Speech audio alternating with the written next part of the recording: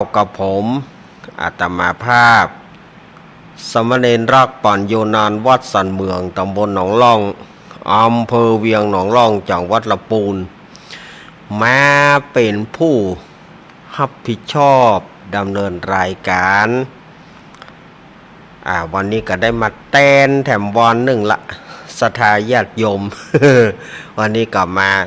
ตกมาแตนเปิ่นแถมแล้วศรัทธาญาติโยมเหยก็บ่เป็นหยังเนาะ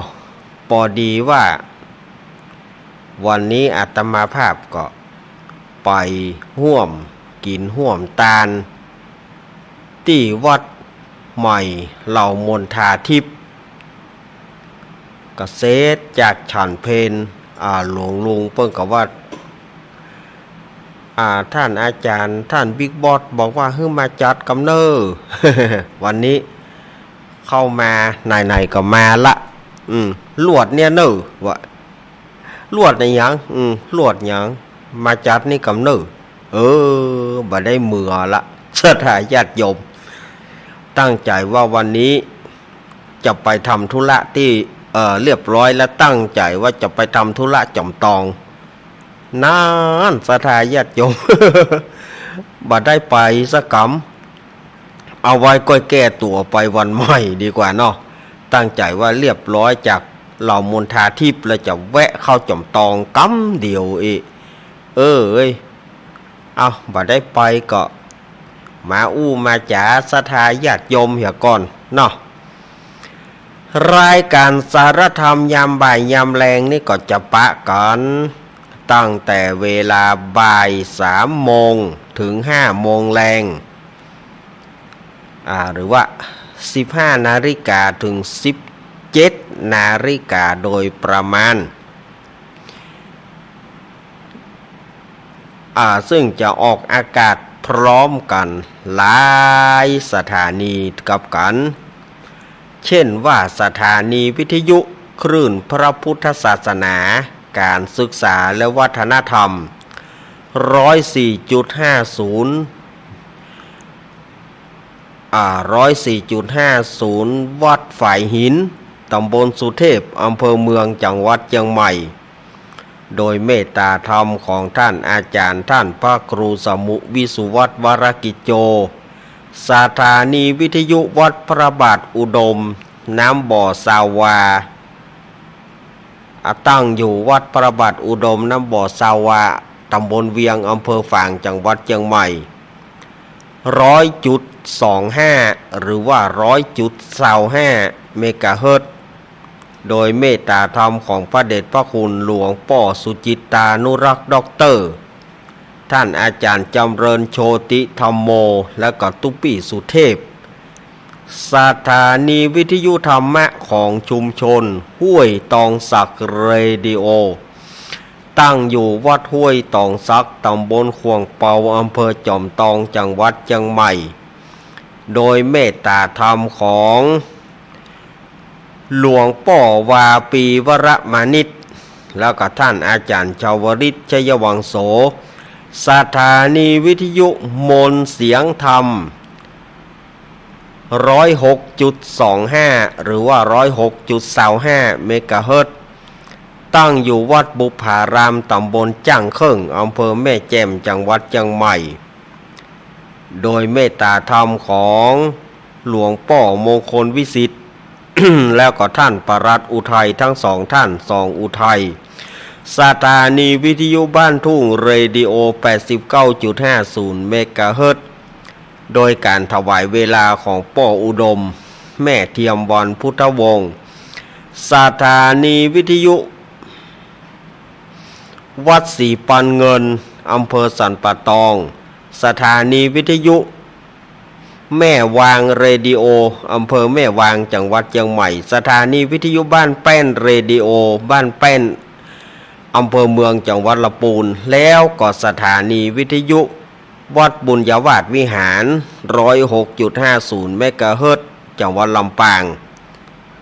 เอาละนี่คือสถานีวิทยุที่เปิดรับสัญญาณในภาคบ่ายภาคแรงนี้ มาปะกันวันนี้เป็นวันศุกร์ที่10เป็นวันศุกร์ที่10พฤศจิกายนพุทธศักราช2566เดือนเกียงเหนือหรือว่าเดือนอ้ายเหนือเดือน11ใต้แฮมมันนี่12ค่ำแฮมมันนี่12ค่ำนี้กันฉลกเสียงโจกยกย้ายวันนี้เป็นวันผีหัวหลวงแล้วก็ฉลกเปิ้นว่าบ่มีดีสักหยาด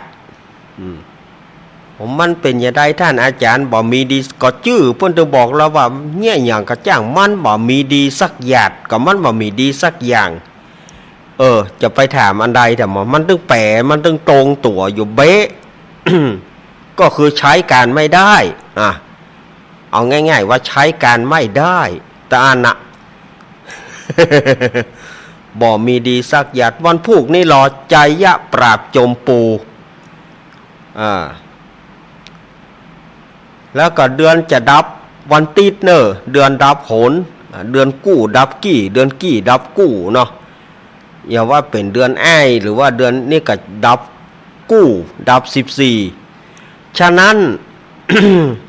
เดือนจะดับวันฮือเนอวันฮือเป็นวันพระวันศีล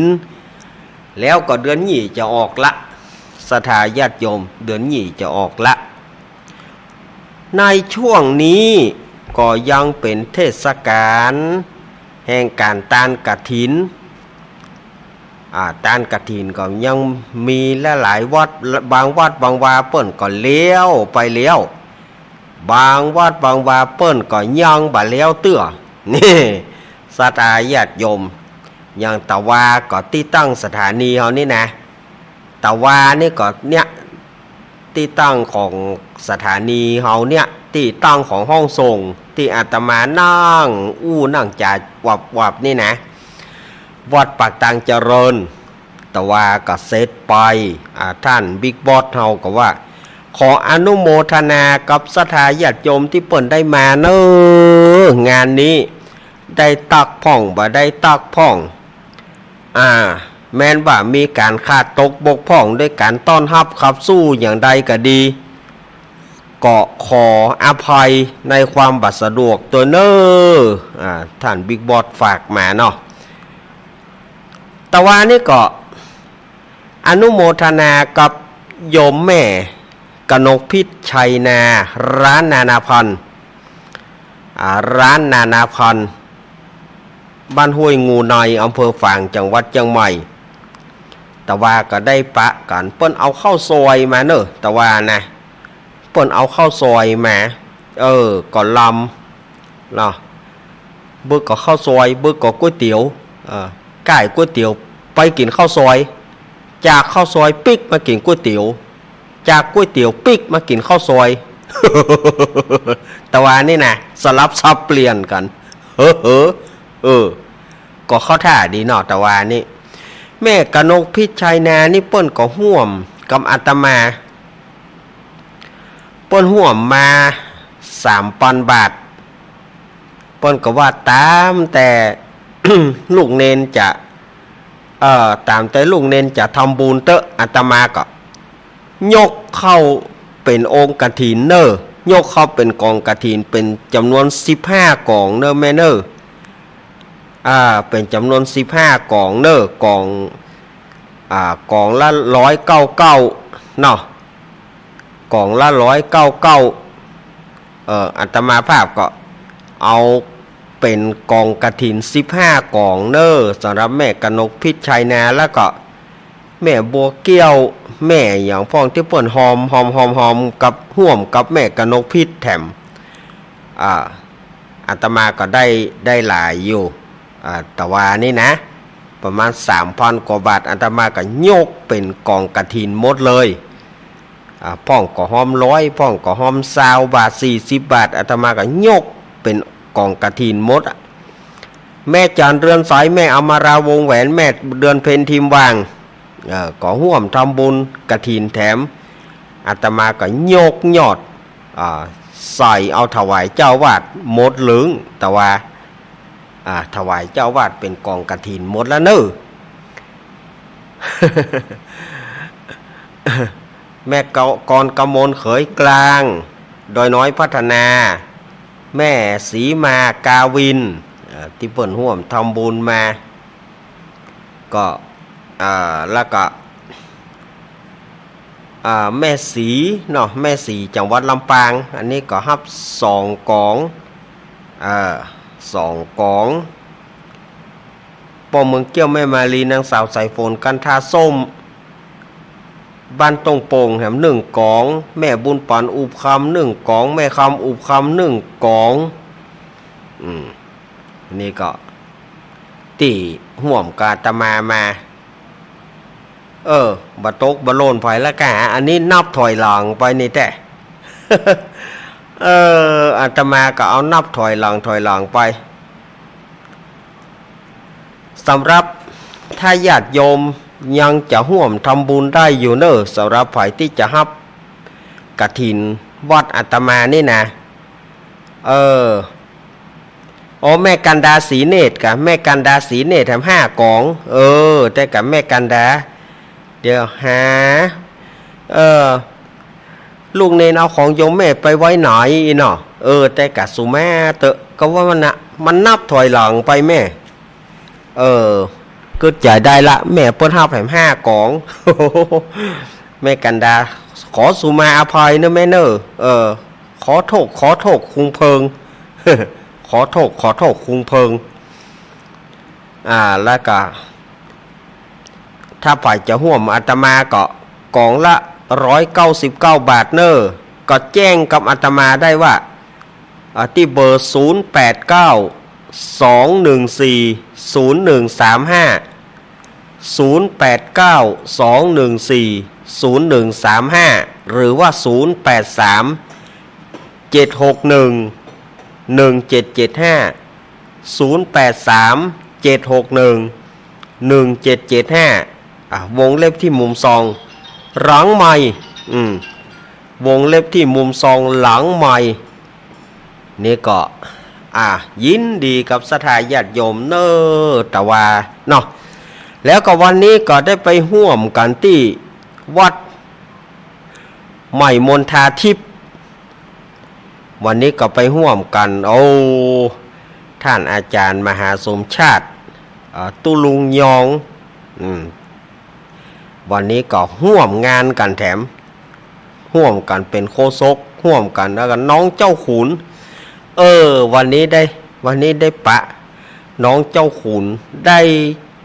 ด้ปะกูเตือปะกันแต่ว่าบ่ได้ใกล้ชิดกันวันนี้ได้ใกล้ชิดกระทบไหล่ดาราเห็นหน่อยเนาะ อาตมานี่นะวันนี้กระทบไหล่ดาราเห็นหน่อยได้อุ้มน้องเจ้าขุนเนี่ยหน่อย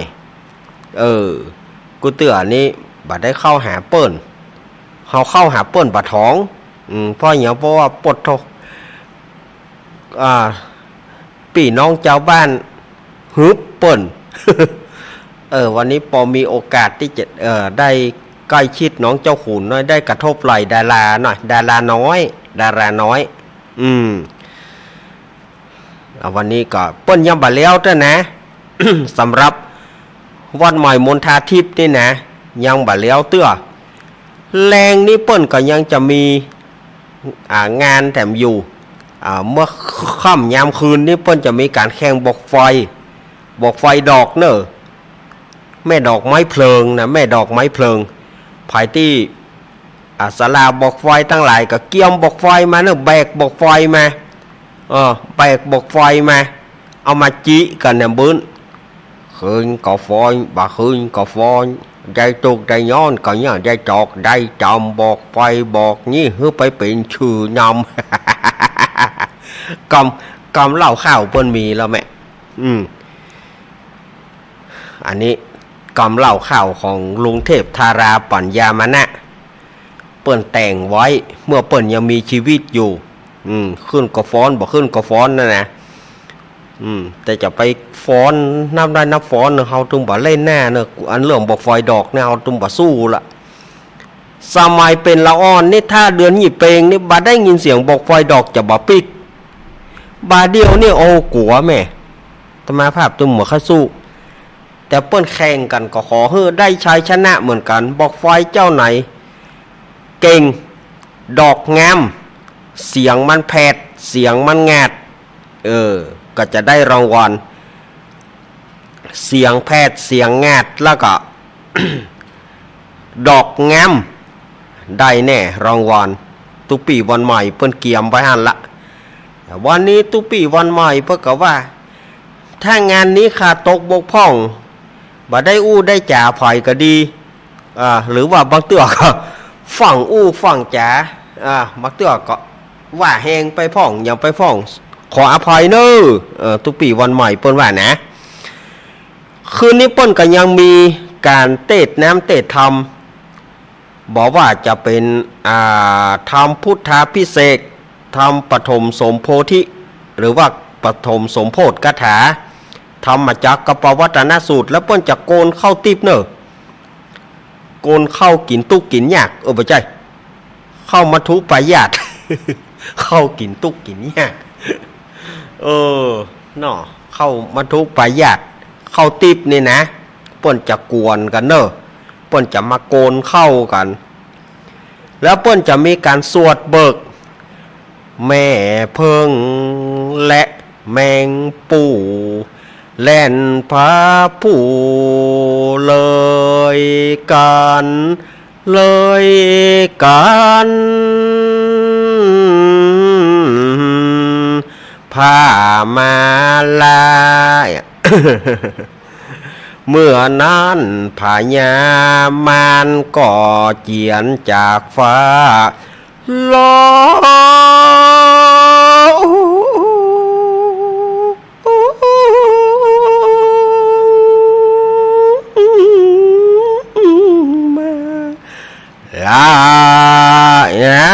สวดเบิกเขาก็พอได้หน่อยนะศิษย์ก็มีครูหมู่ก็มีมันสถาญาติโยมก็พอได้หน่อยอันนี้สมัยเฮียนไปขยมเฮียนกับหลวงลุงปัญญาหลวงลุงเน้นปัญญานี่ตาเปิ้นก็เหมือนอาตมาเนี่ยแต่สวดเบิกได้เน็ตสวดเบิกได้เน็ตสมัยก่อนอาตมาก็ไปอยู่เป็นศิษย์ก้นกุฏิหลวงลุงเน้นปัญญาวัดบ้านหนองสลิงตำบลสิทธิอำเภอบ้านห้องจังหวัดลำพูนนี่ก็เป็นครูบาอาจารย์ที่อาตมาภาพนับถือแต่ก่อนผู้สวดเบิกผู้นับเผียวจอมตองกับไปเผียวบ้านปางว่าสวดเบิกคณะเบิกเปิ้นเนาะประเด็นนี้หาฟังยากคืนนี้เปิ้นจะได้นำคาราวานเบิกจากวัดพระธาตุสีจอมตองอีกหาเต้าที่ได้ยินแต่เจ้าเนาะ ถ้าฟังเนอะไผ่ที่ใครฟังสวดเบิกเมื่อคืนนี้อดหลับไปหน่อยเปิดวิทยุให้ฟังการสวดเบิกม่วนนะเนาะเสียงไก่แจ้เสียงไก่อูเสียงนกปอเฮยนกก้นปูด มีหั่นหมดสวดเบิกนี่มันเข้ากันหรอเปิ่นมีไม้มีการถูบเคาะจังหวะแป๊กแป๊กแป๊กเนี่ยม่วนนะฉะนั้นคืนนี้ก็สถาญาติโยมท่าฟังเนอวันนี้อาตมาภาพ จะนำเอาพระธรรมเทศนาเนื้อมหาจารย์เวสสันดรชาดกวันนี้อาตมาภาพจะเอากันแรกเนอะก็คือกันทศพรหรือว่าตัสปรมาเทศมาเล่าให้สถาญาติโยมได้ฟังกันคำว่าตัสสะหรือว่าทัสสะทศะก็คือปอน10ประการปอน10ประการเรียกว่าธรรมทัสปรหรือว่าตัสปรซึ่งเป็นธรรมของเจ้าตาผู้ที่เกิดปีใจปีชวดเปิ้งหนูผู้ใดเกิดปีใจปีชวดเปิ้งหนู ปู่จาทำกันตะสปอนนี่เนอะมี19 คาถาถ้า19 คาถานี่เราจะเนี่ยจะได้ท่านอาจารย์ก็เอาทูบ19 ดอกจิปู่จาหรือว่าพางพติ19 ดวงอันนี้ก็ได้เป็นปู่จาคาถาธรรมเนาะเป็นเจ้าตาผู้ที่เกิดปีชวดปีใจเปิ้งหนู19 คาถาบาไดเนอร์เนื้อหาสาระจะเป็นอย่างไรนั้นอาตมาภาพก็จะเอามาเทศมาเล่าให้ศรัทธาญาติโยมเสียงอาจจะบ่ม่วนเนอะเพราะตะกี้ลูกจากวัดใหม่มณฑาทิพย์ก็มา ป่นน้องว่ากำเมืองเขาว่ามาใหญ่เม็ดเข้าอย่ากำตื่นมาจะ3 โมงละลูกมาบอกลงงงง่าง เสียงก็เลยแหบไปหน่อยเอาละเนาะศรัทธาญาติโยมเพื่อไม่ให้เป็นการเสียเวลาดูเก่าดู20 กว่านาทีนะที่อาตมาฝอยนี่นะเอาละเนาะเจิญลุงแหนนเนอลุงแหนนมาอาราธนาธรรมกันตะสปอนให้กำเนอลุงแหนนเนอขอเจิญลุงแหนนมา ลุงแหนนมาอาราธนาธรรมให้กำเนอเนอมาละเนอตันสาวรังตะสปอนกันเก้าเงาปังเมื่อนางหล่อเนาพุทธาดีได้รับปอนดีสีปาการเลิศล้ำอินตาธิราชไทยหากให้ไว้นางก็ได้เอากำเนิดเมืองโคนิมนต์ลูกศิษย์พระมุนีตนเลิศเลวคืนนั่งธรรมาสแก้วเตสนาธรรมสาธุอนุกรรมปิมังปัจจังอาราธนังกะโล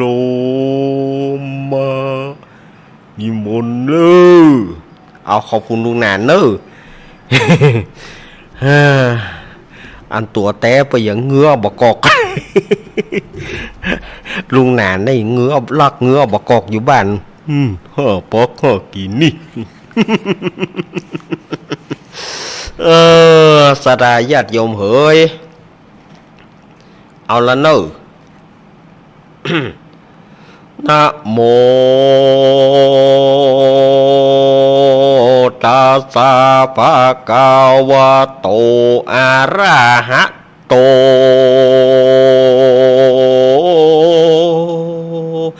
สัมมาสัมพุทธัสสะ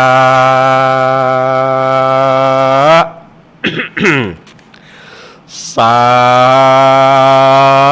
ธโวฟังราโสตุจัตนาสาปุริสะตั้งหลายตั้งยิ่งใจม้วนหมู่อันเข้ามานั่งอยู่อารามจีเตียนตามทูบไตเปื้อน้อมไว้ฟังธรรมจุงดาจำฟังที่เอาเป็นที่สอนใจเขาจักไข่ก่าวจี้ตามก่อนกี้เดิมอ่อนขอศรัทธาตองลายจักเนื่องด้วยจักเป็นประเพณีตั้งธรรมหลวงหรือว่าเทศมหาจารย์เวสสันดรนะ บัดนี้จักเล่าถึงกันตะสะปอนกันเก้าปางเมื่อนางนอดเนาพุทธสดีได้รับปอนดี จากพระญาอินตาถึง10 ปาการจักเป็นชานใดนั้นเล่าอาตมาน้อยนาจะก้อยเล่าบันยายก่อนแหละนะ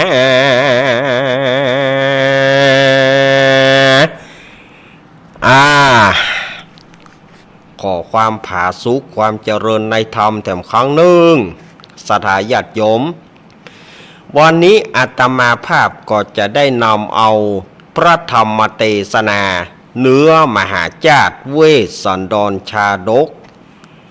กันที่คือกันทัศปรปดับปดากถา19กถาผู้ที่เกิดปีใจปีชวดปีหนู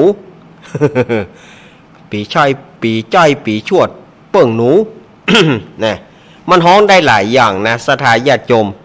คนเมืองเขานี่ไล่มาถ้าตามภาษา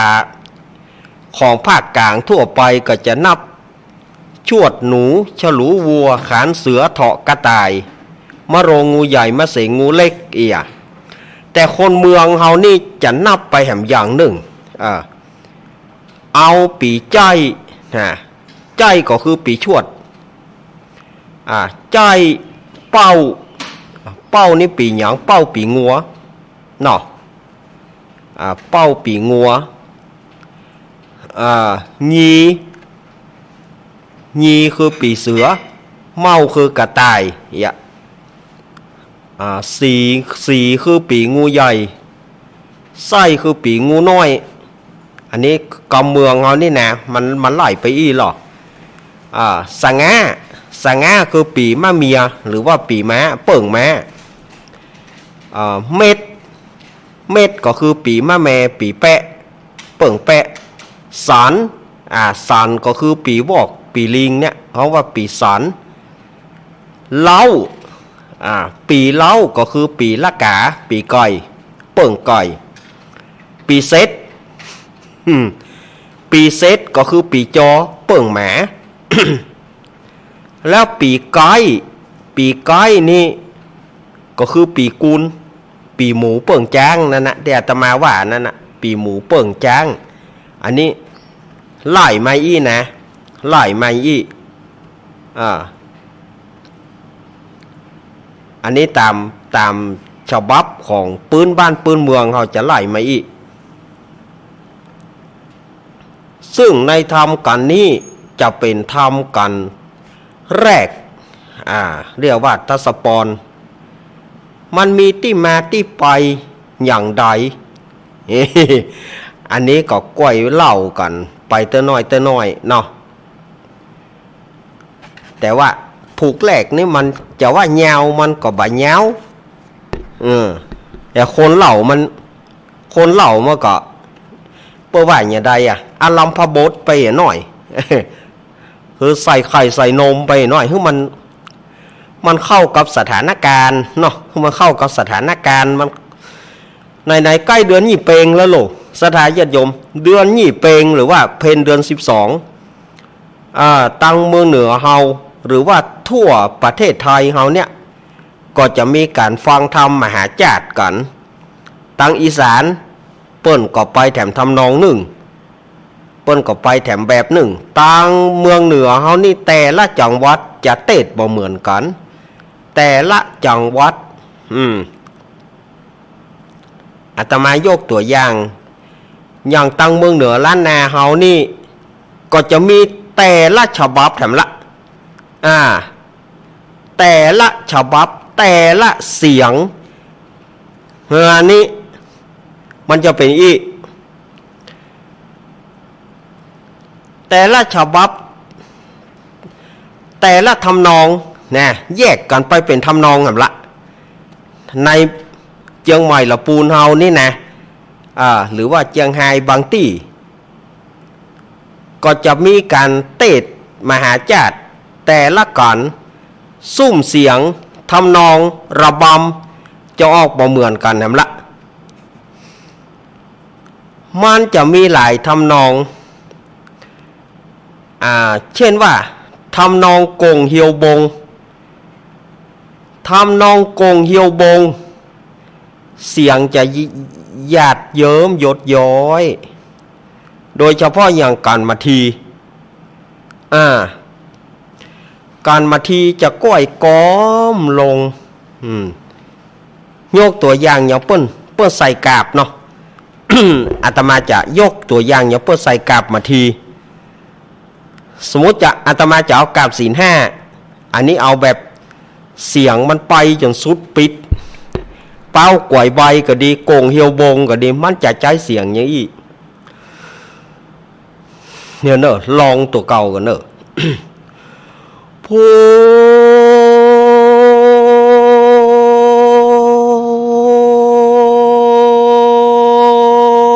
ทโธ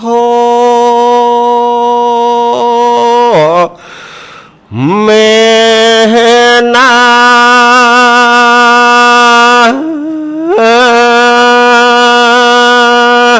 โธ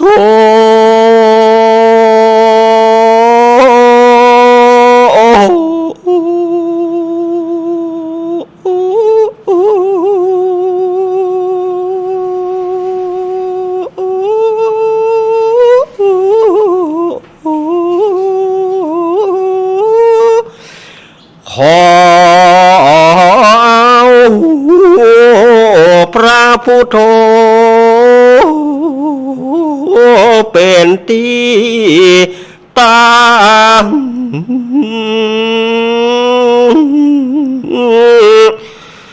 กับตังพระธรรมพระสงฆ์เจ้า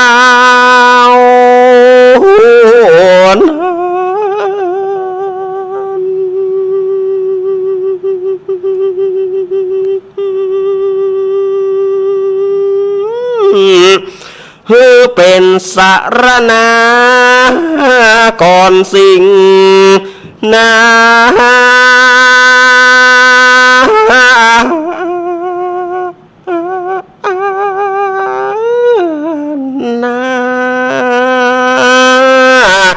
นี่มันจะก้อยกอมลงเหมือนเฮียวบงมันโก่งลงแล้วมันจะมีแบบทำนองแม้หย่อมไฟอันนี้นี่ไปแบบโวยแม้หย่อมไฟนี่ไปแบบโวยพุทโธเมนาโธขอเอาพระพุทโธเป็นที่ตั้งกับตังพระธรรมพระสงฆ์เจ้านั้นเป็นสารณะก่อนสิ่งนาอาจจะคือแล้วเสียกรรมผาธนาเป็นสารณะสืบไปนะเพื่อบ่ให้ราชาเข้าสู่แห่งห้องโหนต่างดีคนของคารวะนั้นมีศีลห้าสายสีรักษาดีๆอย่าให้เป็นด่างพร้อยการโกงอันนี้มันจากไปอย่างอี เพราะว่าแม้หย่อมไฟมันกระย่องกระแยงถ้าตอนเตะทำเหมือนกันตอนเตะทำถ้าขึ้นเป็นธรรมทีเนี่ยยังปันนาตังรัญญามหาปทวิงุณาเตตวาพระมานาสาปิญาปุนเตสุติเนสุญาวาพระมโลกาเตกาโกลหารังจตังอโหสีพ่องก็ว่าโอ้ก็ดีแล้วท่านอาจารย์ปานเลี้ยวญาติโยมว่าปันแล้วแล้วโคนเตดนี่มันอีดหายใจห้าป่อมตันนะไม้หย่อมไฟนี่นะนี่มันจะมีอย่างอีแต่ละเสียงของธรรมมหาจาตุนี่จะไปกันแต่ละชนิดจะไปบ่เหมือนกันทัศพรหิมปานตานขันวรรณประเวทเตธรรมดา เสียงไปอย่างใดก็ได้ นิมนต์พระเนนเสียงอย่างใดก็ได้แต่ถ้าว่าเป็นจุจกทำจุจกหรือว่าทำชูชกต้องใช้พระเนนเสียงใหญ่ๆเสียงใหญ่ก็ขนาดกลางทำชูชกหรือว่าทำจุจกตาตาอากาลิงกาลันเทโตนวิทะปรามานากามาวาสิงสูจูจักโกนามาพรามโนพิกหาจริยยกหาปัญจสัตตังละพิตัวเอกสมิงพรามณกุลเลทะเปตัวโปนะทานังปริเยสนทายากโตตินี่นะถ้าเต็ดจุจกเต็ดทำจุจกจะต้องไปอย่างอี้เสียงขนาดนี้การกุมารบาลการกุมารบาลก่อนนิมนต์เนนหรือว่าตู้เจ้าเสียงขนาดกลางเฮ้ยล่ะไม่มีอย่างอี้นะจูจาโกปิยจูตาปาเสนังกาทิตัวมังเคอาคันตัวยาวาจาตุราสาโบการานิติรังปัตวาจินเตสี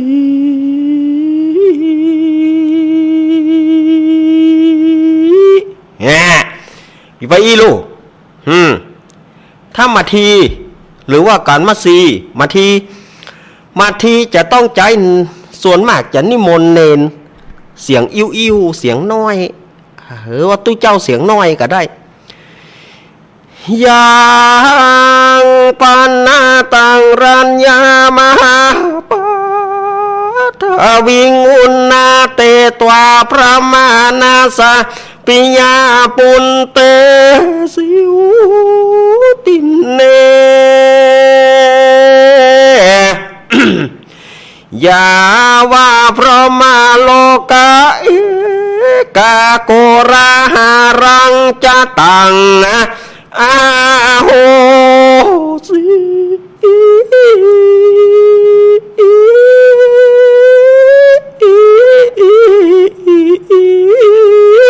นั่นแหละหลงตัวเองม่วนนะเนี่ยอันนี้พ่อจะ นิมนต์เนนเสียงน้อยๆอิ่วเสียงพลิ้วเนนบางโตนนี่ศรัทธาญาติโยมจบปให้อันเฮานี่เขาให้เหมือนกันนะญาติโยมถามว่าให้อย่างป่อเสียดายก่อนเตะใส่ถึง500เฮาว่ามันให้อย่างเสียดายก่อนทำธรรมโมสังโฆให้มาตัวเดียวได้นะแต่จังเตอวะเนาะอันนี้ตามฉบับแบบของเมืองเหนือล้านนาเฮามหาราชก็เสียงไปย่อยหำละมหาราชต้องเสียงลงลำดับธรรมเท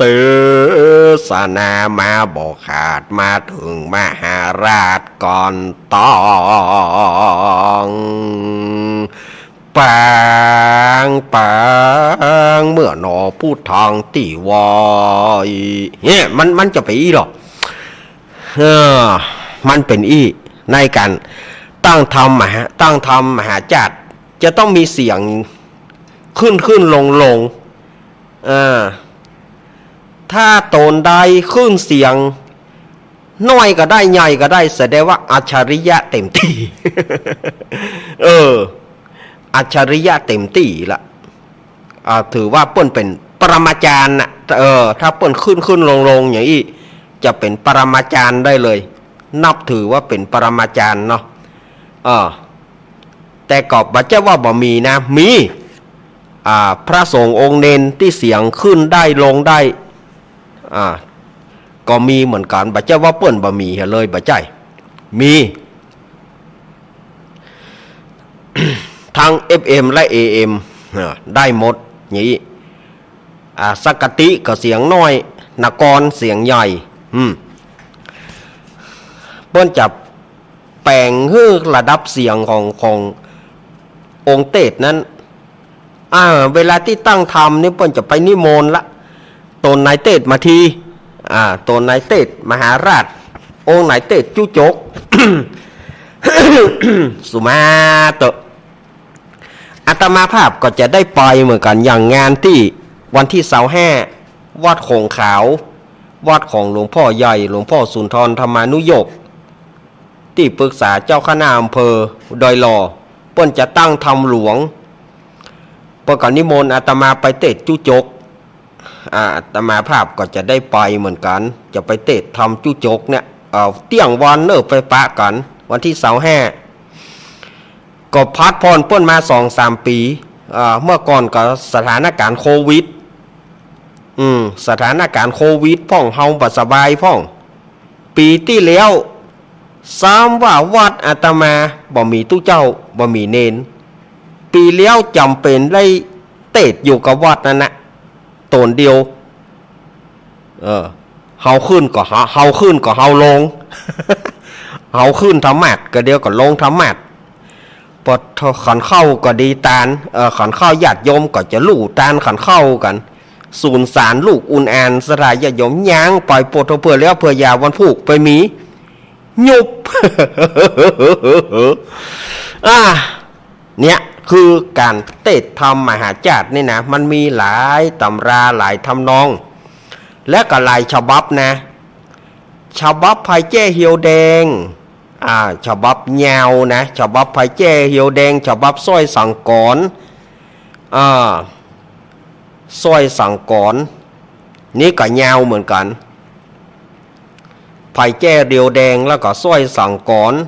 แล้วก็มีจริยาหมอกม่วนสร้อยน้อยปู่ลืมหลานฉบับปากกล้วยมืดมันมีหลายฉบับนะฉบับทำนองฉบับของธรรมมหาจารย์เอาละศรัทธาญาติโยมนะอู้ไปอู้มาแต่ไปหมดช่วงแรกละแฮะ ย่ำได้อย่างสักอย่างเตือเมามาอารัมพบทก็ใหญ่ๆมานะโดเหลือเวลาช่วงแรกแค่15 นาทีศรัทธาญาติโยมใจเย็นๆใจเย็นๆบ่เป็นหยังมันบัตานช่วงนี้กับช่วงหน้าได้อยู่ลูก เปิ้นย้อนมาถึงที่ว่าหลังจากที่พระพุทธเจ้าของเฮาเปิ้นได้ตรัสรู้ได้เป็นองค์สัมมาสัมพุทธเจ้าเปิ้นก็ได้ไปสวดไปเทศธรรมจักรปวัตตนสูตรเนาะ ไปเทศธรรมจักรปวัตตนสูตรแล้วก็เปิ้นก็ไปโพธศรัทธาญาติโยมหลายที่หลายต่างทีนี้ฝ่ายพระเจ้าสลีสุโธทนะซึ่งเป็นถ้าอู้ป้านเฮาก็เป็นป่อของพุทธเจ้าเนาะป่อก็ว่าเจ้าชายสิทธัตถะเนี่ยไปเป็นพระพุทธเจ้าบ่ได้ข่าวก็เลยย้ายเสนาอามาตย์ย้ายเสนาอามาตย์ไปกระจายฝ่ายไปก็ไปสำเร็จอรหันต์เหียไปบวชเหียพระเจ้าสลีสุโธทนะก็ใจฝ่ายไปก็ใจกุ้งไปหาหนองใจคนนั้นไปก็ปากันไปสำเร็จไปฟังธรรมก็ลวดเป็นอรหันต์ไปบวชเถียโจรเหลือการุทายีศรัทธาญาติโยมก็ใจให้การุทายีไปนิมนต์การุทายีก็ซ้ำว่ามีเงื่อนไขนะมะถ้าหากว่าข้าพระองค์ไปฟังธรรมจากสำนักขององค์สมเด็จพระสัมมาสัมพุทธเจ้าแล้วข้าพระองค์ขอบวชนะพระเจ้าข้าวะนานเอาแถมละพระเจ้าสลีสุโธทนะก็บอกว่าตามใจเตอะแต่ว่าถึงบวชแล้วก็ต้องมาบอกคือเฮาหูแล้วก็ขอนิมนต์พระพุทธเจ้ามาที่กรุงกบิลพัสนี่เฮือได้ว่าได้พระเจ้าข้าแงไปเจอกัน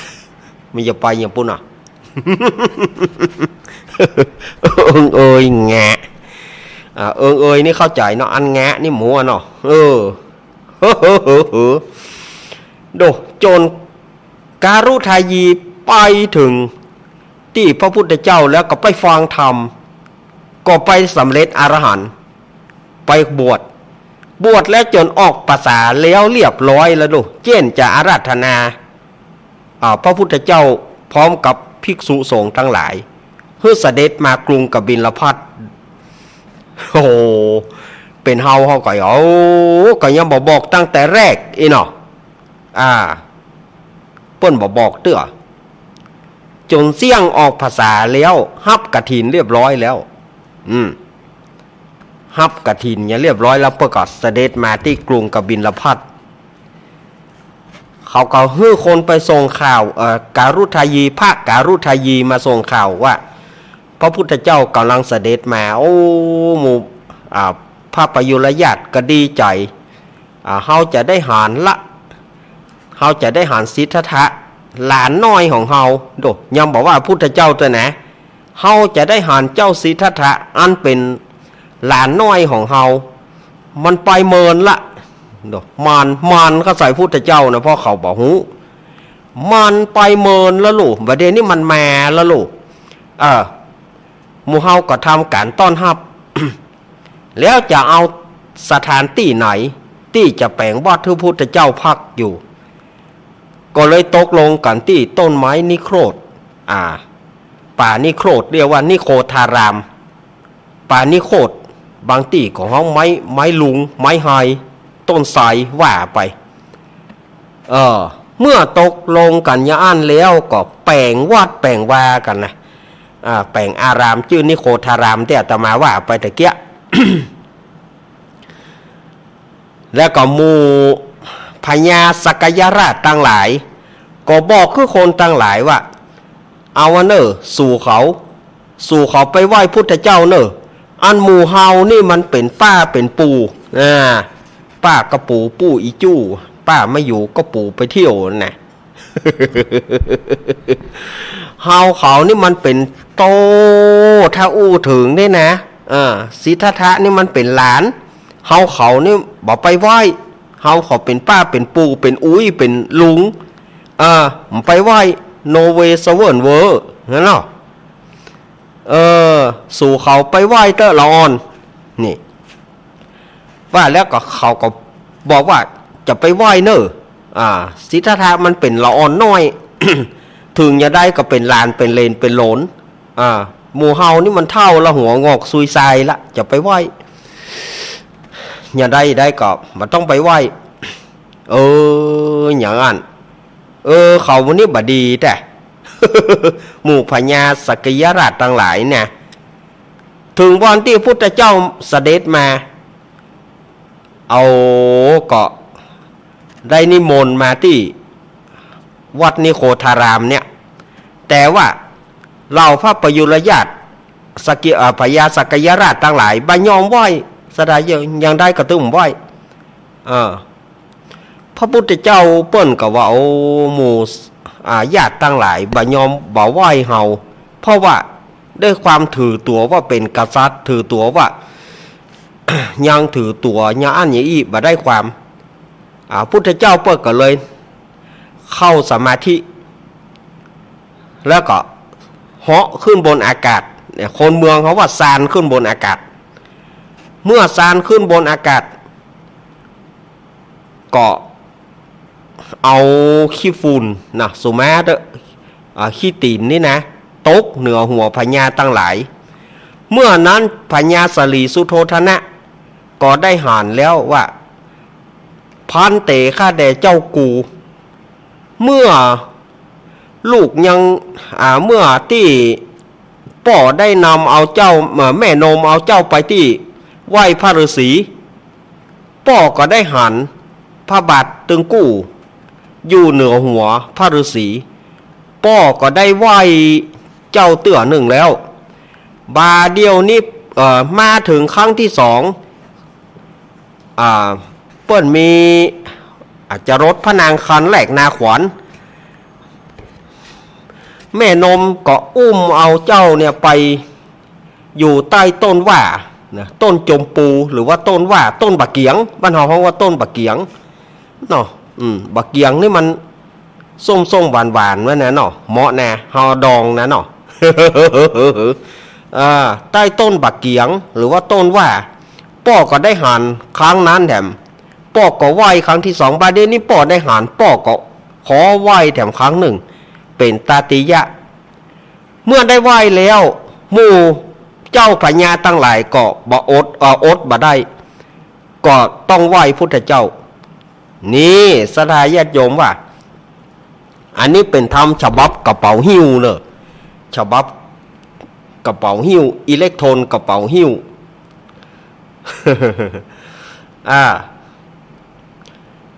พระพุทธเจ้าก็ลงมาจากอากาศยามนั้นก็เกิดมีฝนชนิดหนึ่งตกลงมาท่ามกลางปยุรญาติท่ามกลางพญาตั้งหลายฝนนี่ก็ตกลงมาถ้าไผ่ไข่เปียะฝนก็ตกเข้าใส่ถ้าไผ่บักไข่เปียะฝนก็หลีกไปเหียนี่เนตแต่มีเสียงแดงเหมือนน้ำข้างตู้เจ้าตั้งหลายภิกษุตั้งหลายก็มาอู้กันท่านโฟนห้านี้เปิ้นฮ้องว่าโฟนอย่างก็บ่ฮู้แน่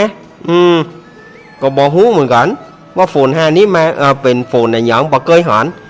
ไผไข่จุ่มก็โฟนก็โต๊ะเข้าใส่ไผบ่ไข่จุ่มโฟนก็หลีกไปตู้เจ้าตั้งหลายก็มาอู้กันเนี่ยถามกันตู้ลุงฮู้ก็ก็บ่ฮู้เหมือนกันเยอะเท่าไม้เยี่ยวก็บ่หันใจนะลุงไอ้หันก็ยุงไอ้ก็บ่หันซะเจื้อเยอะงานนี้ลุงไอ้เกิดแล้วกะเอาว่าคือมันเปิงใหญ่หน่อยเนาะ สุมาเนอะลุงไอ้โวอ่ะโอ้ยเนาะมันออกอากาศไงอันที่นี้ก็พระพุทธเจ้าเปิ้นได้ยินอย่างอันประกอบสมควรแก่การเวลาที่จะได้เตะธรรมฮือญาติตั้งหลายแล้วก็ตลอดจนถึงพุทธบริษัทจำกัดมหาชนตั้งหลายได้ฟังกันพุทธเจ้าเปิ้นก็ลงจากพระคันธกุติ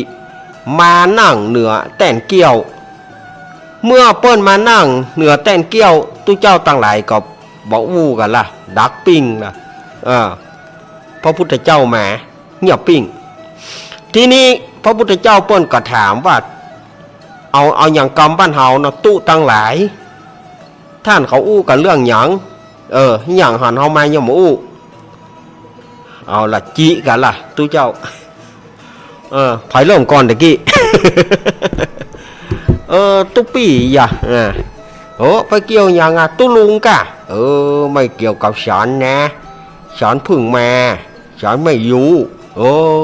ไทยก็มีได้ฉันไม่อยู่ตุ๊ลุงเท่านี่นะฉันไม่อยู่เยอะว่ะ ทีนี้ก็มี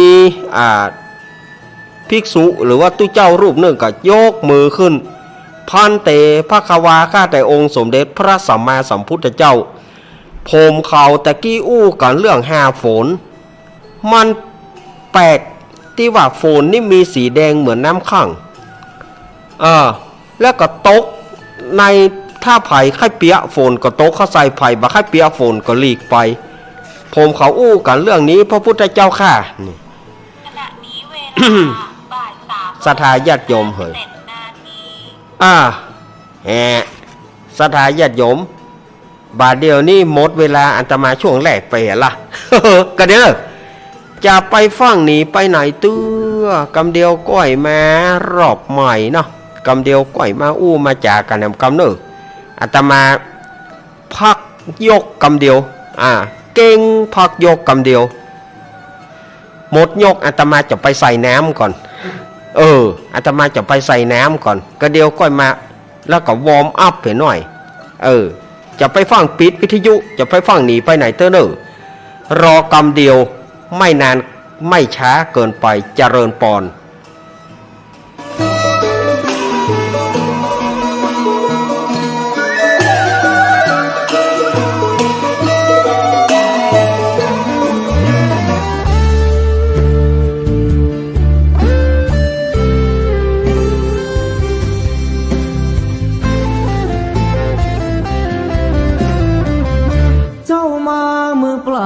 จะเอาอะไร เมื่อตอนเจ้าไปเจ้าก็ไปมือเปล่าเช่นกันชื่อเสียงหยดลาบหากเอาไปไม่ได้สักอันแล้วใหญ่ยื้อแย่งแข่งขันก็ป่วยกันฆ่าฟันตัดรอนเงินทองตามส่งแค่โรงพยาบาลญาติมิตรวงวานลูกหลานส่งแค่เชิงตะกอนจะมีใครเล่าอยู่กับเรานอนเฝ้ากองฟอนวางดอกไม้จันทร์แล้วจรกลับไปนอนบ้านใครบ้านมันใหญ่ขับฟ้า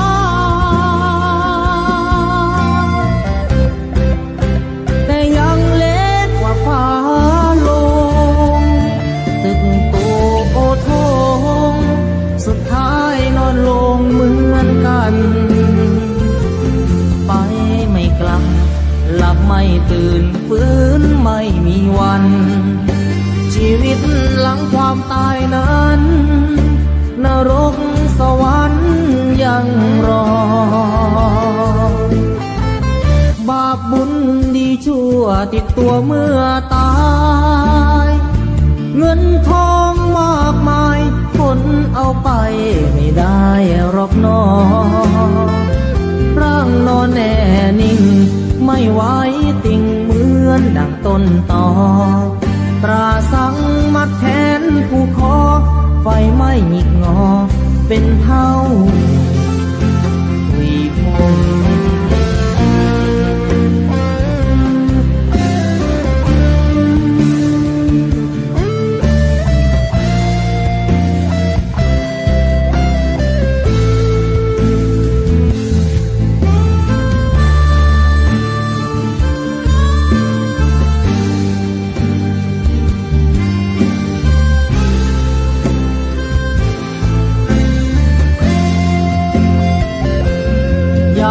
ขับฟ้า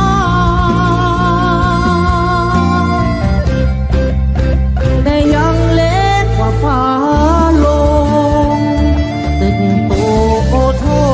งสุดท้ายนอนลงเหมือนกันไปไม่กลับหลับไม่ตื่นฟื้นไม่มีวันชีวิตหลังความตายนั้นนรกสวรรค์ยังรอบาปบุญดีชั่วติดตัวเมื่อตายเงินทองมากมายคนเอาไปไม่ได้หรอกนอร่างนอนแน่นิ่งไม่ไหวติ่งเหมือนดังต้นตอตราสังมัดแขนผู้คอไฟไม่หงิกงอเป็นเท่าหุยพง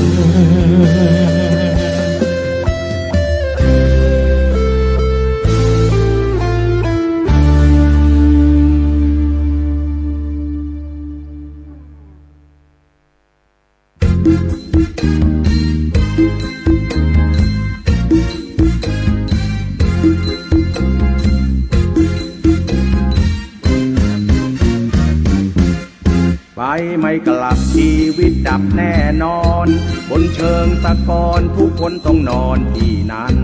ชีวิตยังมีควรสามัคคีรักกันอย่าแบ่งชนชั้นช่วยเหลือกันต่างพึ่งพาหลับไม่ตื่นปลุกไม่ตื่นต้องตายหมอช่วยยังไงก็ช่วยไม่ได้ดอกนาหมดลมหายใจหมดเรื่องต่างๆนานาต่อให้หมอเทวดามาชุบชีวาก็ไม่หายใจฟื้นไม่มีใครทำดีก็ตายดีตอนมีชีวิตสะสมความดีให้มากไว้ยึดเอาธรรมะมาชำระจิตใจสิ้นลมเมื่อไรก็จะได้ไปสู่สวรรค์ดีไม่พ้นทุกคนที่เกิดมาเมื่อถึงเวลาก็มรณากันทั้งนั้น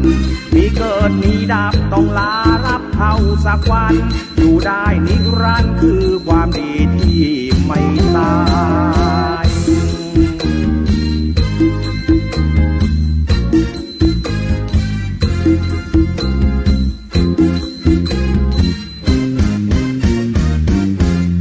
ฟื้นไม่มีใครทำดีก็ตายดีตอนมีชีวิตสะสมความดีให้มากไว้ยึดเอาธรรมะมาชำระจิตใจสิ้นลมเมื่อไรก็จะได้ไปสู่สวรรค์ดีไม่พ้นทุกคนที่เกิดมาเมื่อถึงเวลาก็มรณากันทั้งนั้นมีเกิดมีดับต้องลาลับเข้าสักวันอยู่ได้นิรันดร์คือความดีที่ไม่ตาย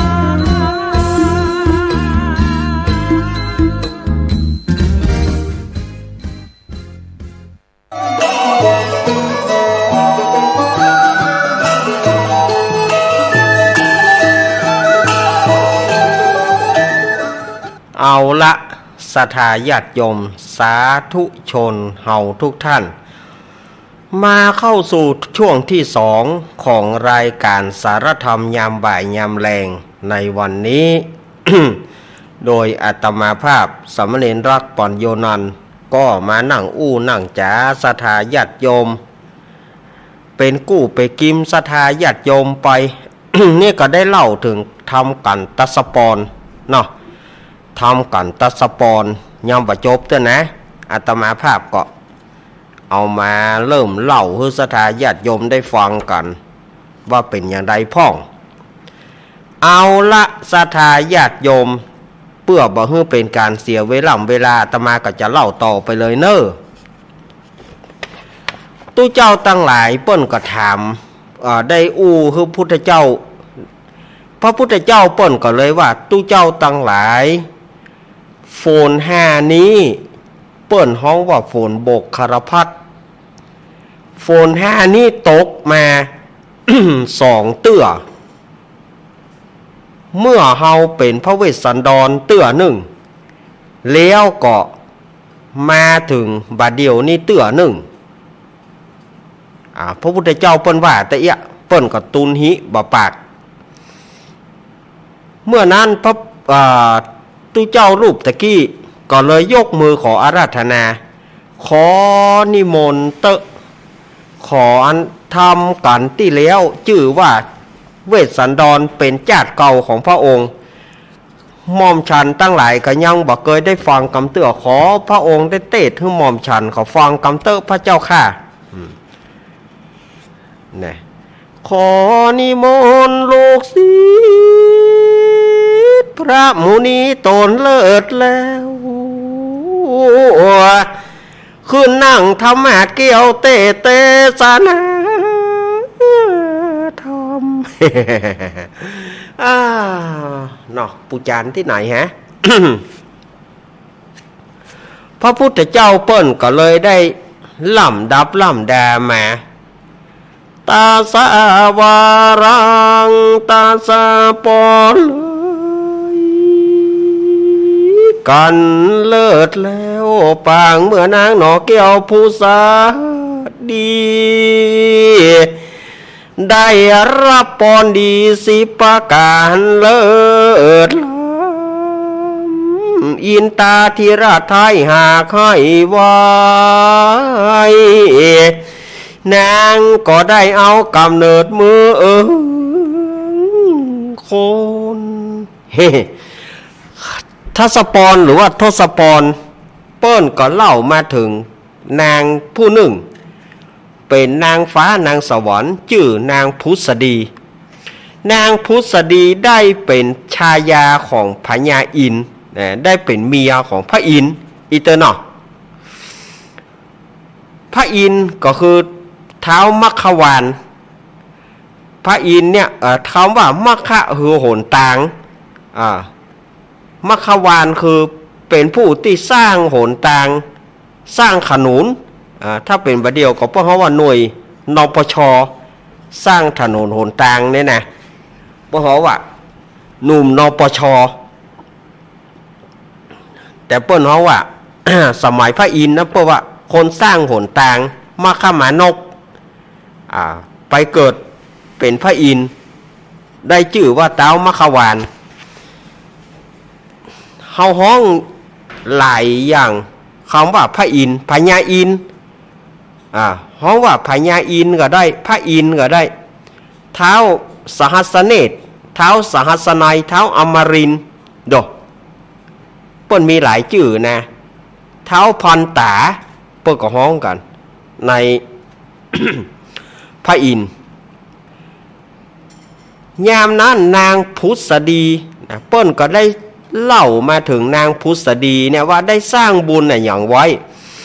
นางพุทธดีสะสมบุญมาเป็นเวลาหลายกับหลายกันเป็นเวลาหลายกับเพื่อปรารถนาตั้งกรรมปรารถนาตั้งกรรมปรารถนาว่าขอได้เป็นแม่พระพุทธเจ้าองค์หนึ่งในอนาคตการนี่พอก็ได้สร้างสมบุญมาปางเมื่อพระพุทธเจ้าชื่อวิปัสสีเปิ้นก็ได้มีสองพี่น้องมีเต้าพญามาม่อนเอาแก่นจานมาถวายเจ้าป่อในเมืองนั้นเสด็จป่อก็แล้วแต่ลูกทั้งสองก็มาปรึกษากันแล้วก็เอาแก่นจานนั้นไปให้ช่างบดจนเป็นผงละเอียดเอาไปบูชาพุทธเจ้าผู้น้องเวียนว่ายตายเกิดมาก็ได้ บวชในสำนักของพระพุทธเจ้าชื่อว่ากัสสปะบวชอยู่แล้วก็ได้ถึงนิพพานได้ถึงอรหันต์ได้ถึงนิพพานไปส่วนผู้ปี่นั้นตั้งกรรมปรารถนาจะเป็นแม่พระพุทธเจ้าองค์หนึ่งในอนาคตการมาถึงสมัยพระพุทธเจ้าชื่อกัสสปะนางผู้นี้ก็ได้ไปเกิดเป็นลูกของเจ้าพญากิงกิสราชชื่อปบงามบดีได้พญากิงกิสราชเจ้าพญากิงกิสราชมีโอรสถึง7นางในจำนวนนั้นก็มีนางสุธรรมานางสุธรรมาบางตำรา ทำบางผูกก็บอกว่าชื่อนางสุกัญญาบางตำราก็บอกว่าสุธรรมาศิษย์ต่างครูอาจารย์ต่างวัดเนาะเมื่อนางก็ได้ทำบุญทำทานเป็นประจำจนถึงเสี่ยงอายุไขเมื่อเสี่ยงอายุไขนางก็ได้ไปเกิดเป็นนางฟ้าชื่อว่าพุทธดีได้ไปเป็นชายาของพระอินทร์นางพุทธดีนี่นะได้เป็นชายาของพระอินทร์เป็นเมียของพระอินทร์อยู่มาจนโถบ่ฮู้ขี้กับขี้การละเทวดาก็มีการจะตายเหมือนกันเทวดาก็มีการจุติก็คือมีการตายเหมือนกันศรัทธาญาติโยมปัจจัยกับเมืองโคนเฮาถึงเวลาก็ตายเทวดาก็เมื่อหมดบุญก็ตายเหมือนกันนางพุทธดีนี่จะเสี่ยงบุญจากจานฟ้าละจะเสี่ยงบุญจากจานฟ้าแย่งใดนิมิต5ประการก็เกิดขึ้น นิมิต5ประการเกิดขึ้นอย่างใดนางมีตัวฮ้อนเหมือนกับเป็นไข้มีตัวฮ้อนแล้วก็ผิวพรรณซีดผิวพรรณของนางนี่ก็ซีดบ่มีสง่าราศีอับหยับบ่ อับหยับเสียงก็แหบฮ้อนหายใจฮ้อนแล้วก็ดอกไม้กับเครื่องประดับก็เศร้าหมองพระอินทร์หานยาอั้นแล้วว่าใดเมียหาไปเจ๊กะ ว่าใดเมียหาพุทธดีนี่จะเสี่ยงบุญจะตายแล้วลูนี่โธ่นี่มี5ประการเกิดขึ้นกับพุทธดีแล้วนี่ก็เลยเตือนสติว่าพุทธดี บาดเดียวนี่นะเธอจะตายแล้วนะจะบอกให้บาดเดียวนี่นิมิต5ประการเกิดขึ้นกับเธอแล้วเธอจะตายแล้วนี่หูตัวก็พุทโธเนอะพุทธดีเนอะธัมโมเนอะพุทธดีเนอะสังโฆเนอะพุทธดีเนอะฮะบาดเดียวนี่มอมฉันจะตายแล้วเหรอเพคะเธอจะตายละมานอนที่นี่พระอินทร์ก็เลยเอานอนที่แต้นอาสนะพระอินทร์ก็เลยนำเอานางพุทธดีมานอนเหนือตังเหนือเตียงแล้วก็บอกว่าพุทธดีเธอจะเอาหยังเธอจะขอปอนในอย่างก็ขอเตอะปอน10ประการเฮาจะปอนฮื้อไอ้จะปอนฮื้อไอ้อินนี่เนาะ ไอ้อินจะปอนฮื้ออีเนาะ ขอมาเตอะเดี๋ยวไอ้อินจะปอนฮื้อ10ประการดีขอมาเตอะอีเนาะใจกะหาป่นใจว่าอันกะหาลายพระอินทร์จะโตปาก พระอินทร์จะโตปากหาหอมหาอูมได้ไหนมอมฉันจะตายแล้วมอมฉันจะจุติแล้วมอมฉันขอป้อน10ประการครั้งแรกขอให้ได้ชื่อพุทธดีอย่างเก่านะถ้าไปเกิดเมืองโคนแล้วขอให้ได้ชื่อพุทธดีอย่างเก่าแล้วก็แถมข้อที่2นี่ก็ขอถ้าเกิดมาขอให้มีเนื้อเกลี้ยงอ่อนสุกุมารเหมือนผิวเด็กนี่หรอเหมือนผิวเด็กเนี่ยขอให้มีกิ้วกองเหมือนขาธนูมีขนตางามเหมือนตาแมงตับคำเนี่ยแมงตับคำประเด็นนี้หายากนะแมลงทับนี่นะขอให้ได้ไปเกิดเป็นลูกพญามัทราชขอให้มีกลิ่นตัวหอม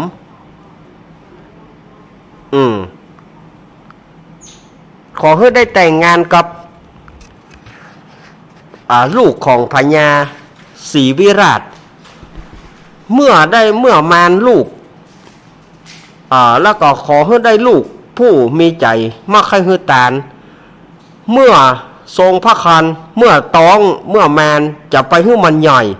ให้มันอยู่เหมือนกับบ่มารแล้วก็เวลาลูกกินนมขอให้สุมาอันนี้ในธรรมเพิ่นว่านะขอให้ถันขอให้นมจะไปยานขอให้นมเนี่ยจะไปยานให้นมอยู่อย่างเก่าอันนี้นางขอไว้แล้วก็ขอให้ได้ไปได้ปลดปล่อยคนให้พ้นจากโทษตั้งหลายคนที่บ่มีโทษบ่มีตาขอให้ข้าได้ปล่อยเขานี่คือปอนที่พุทธดีขอพระอินทร์ก็เลยบอกว่าพุทธดีบัดนี้กรรมปอนที่นางขอเนี่ยปี่จะฮื้อเมื่อนางไปเกิดก่อนบัดนี้นางอยู่บ่ได้แล้วนะพุทโธพุทธดีธัมโมสังโฆวะนางก็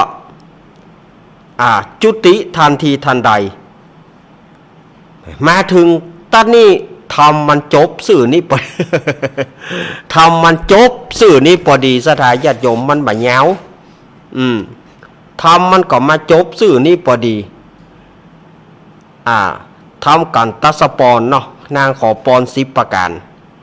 ก็ได้สมใจจะสมใจนึกบางลำพูอย่างใดก็ต้องไปต่อหิมปานบุเนอต่อหิมปานบุเนอ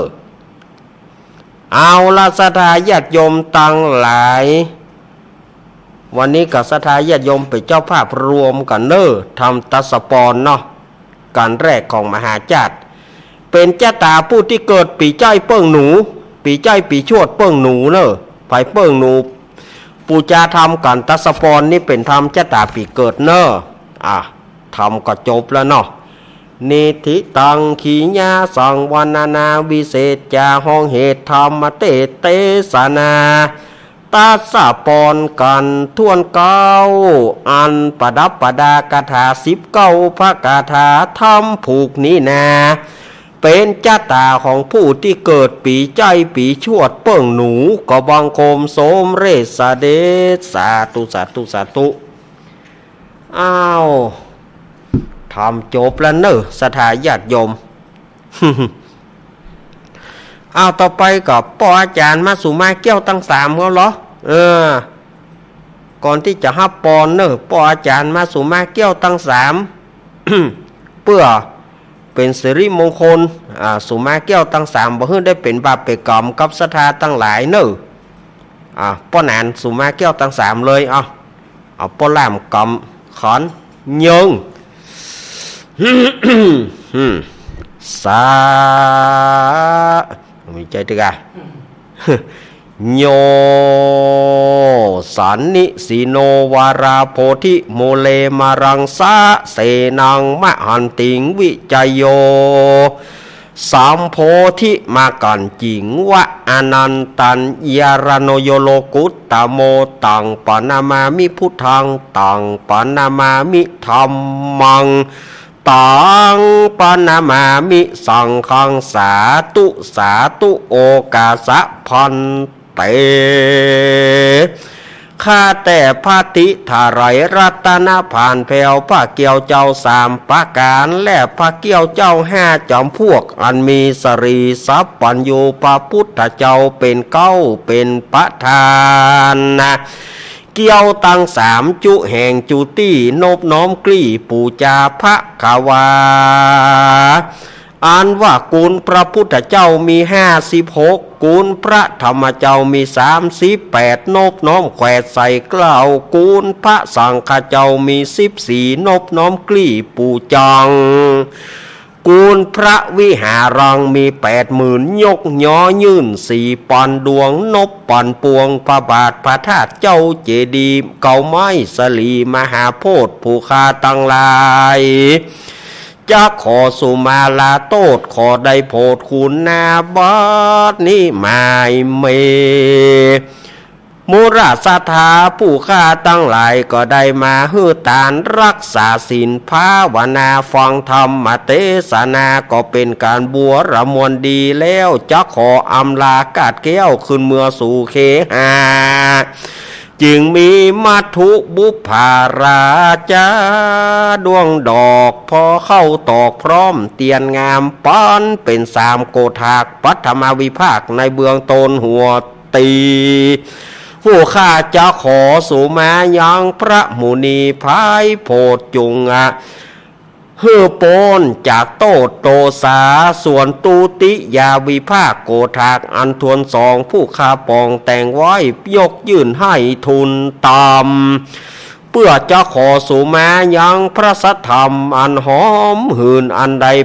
84,000ปานขานส่วนตาติยาการวิภาคโกธากอันทวน3ผู้ข้าจะขอสุมายังพระสังฆผู้มีศีลวิริยะงามบ่เศร้าคือพระสังฆเจ้ามากมีมวลร่างเตื้อผู้ข้าได้ผิดพวนโดยกายะวจีมโนมินสันมีใจบ่เที่ยงมันกึดสอดด้านผิดไปหลอนได้ลงไหลบ่ตันได้สังเกตได้ลาละเมิดยามเดียวยามเมื่อนั่งยืนเตียวคู่เหยียดกัวว่ามันจะผิดระเบียบกองธรรมหลอนได้ยุบกำบีบนวดยามเมื่อเจ็บปวดกายาเกสาโลมาละหล่นได้กล่าวปากโป้นเสียงดังหลอนว่าได้ผิดผวนด้วยวจีกรรมกำปากได้กล่าวกรรมหยาบจ้าเหลียวไหลบางเตื้อได้จามอ้อยหือแฮมโคกขากบ้วนน้ำมาขากน้ำลายยกข้ามไก่ยกย่อมได้ขึ้นตีต่ำและเตียวตีสูงด้วยอิริยปทะตั้ง4อันบ่หูแจงทีเป็นประมาณอันหนึ่งหลอนว่าผู้ข้าตั้งหลายได้นั่งยืนนอนเตียวเนื้อพระวิหารและห่วงเกี่ยวบ่ตันได้เพียวกวาดแล้วลวดลานนี้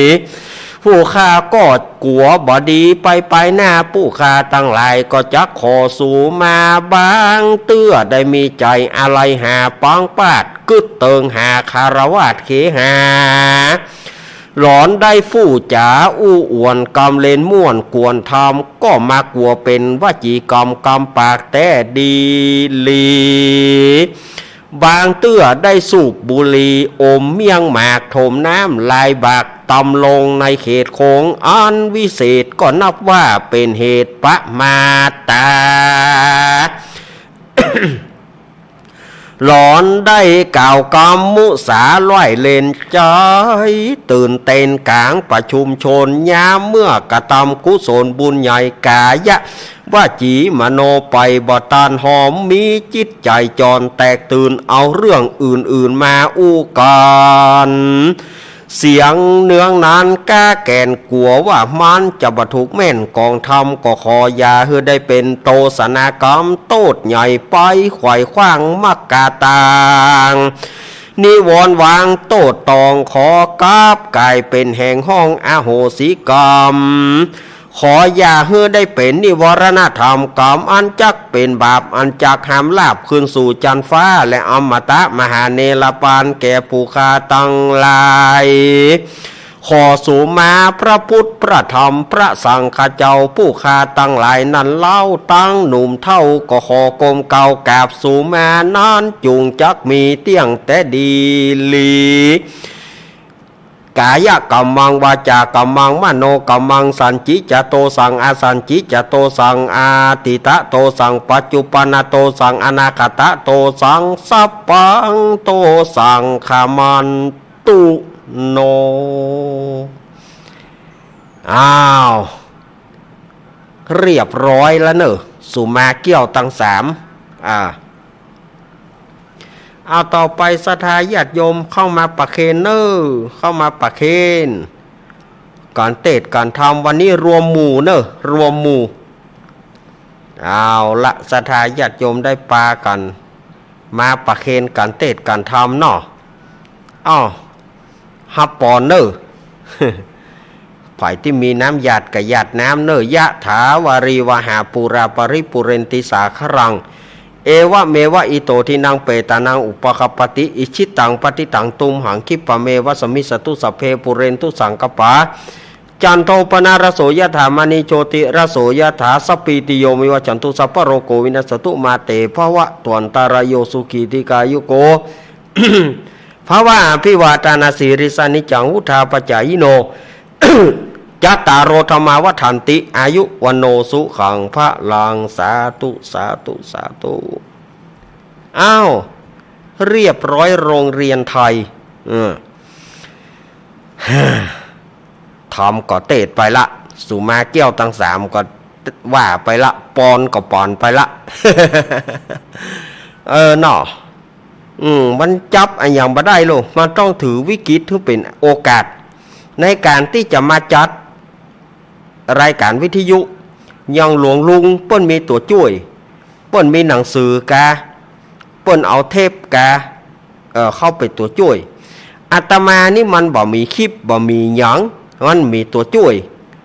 ก็ต้องกึดหาทันทีทันควันนั่นนะพอเปิ้นบอกว่ามาเนอะเฮาต้องกึดแล้วเฮาจะเอาหยังแล้วก็ต้องทันท่วงทีนะก็ต้องทันทีทันใดนั่นนะหัวจะต้องแล่นหัวจะต้องกึดโดยด่วนห้ามว่ากำเดียวก่อนก้อยกึดแต่มันบ่ได้ละเวลามันบ่มีมันต้องยับอันใดอันหนึ่งยับได้ขาใจยับ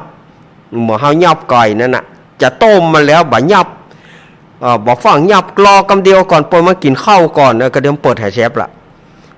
ฉะนั้นเฮากึดอันใดได้เฮาขจายเปียไว้ทันที อย่างเฮาจะต้มไก่เนี่ยเปียแข็งไว้ทันทีต้มน้ำเพื่อต้มน้ำก่อนได้ต้มละเนาะศรัทธาญาติโยมต่อไปนี้เวลายังพอเหลือเนาะเฮามาเล่นละครสักกำบ่เนาะวันนั้นตั้งจิตตั้งใจจะได้ตั้งเพลงไว้ละศรัทธาญาติโยมเอามาว่ะวันนั้นแนดว่าบ่เอ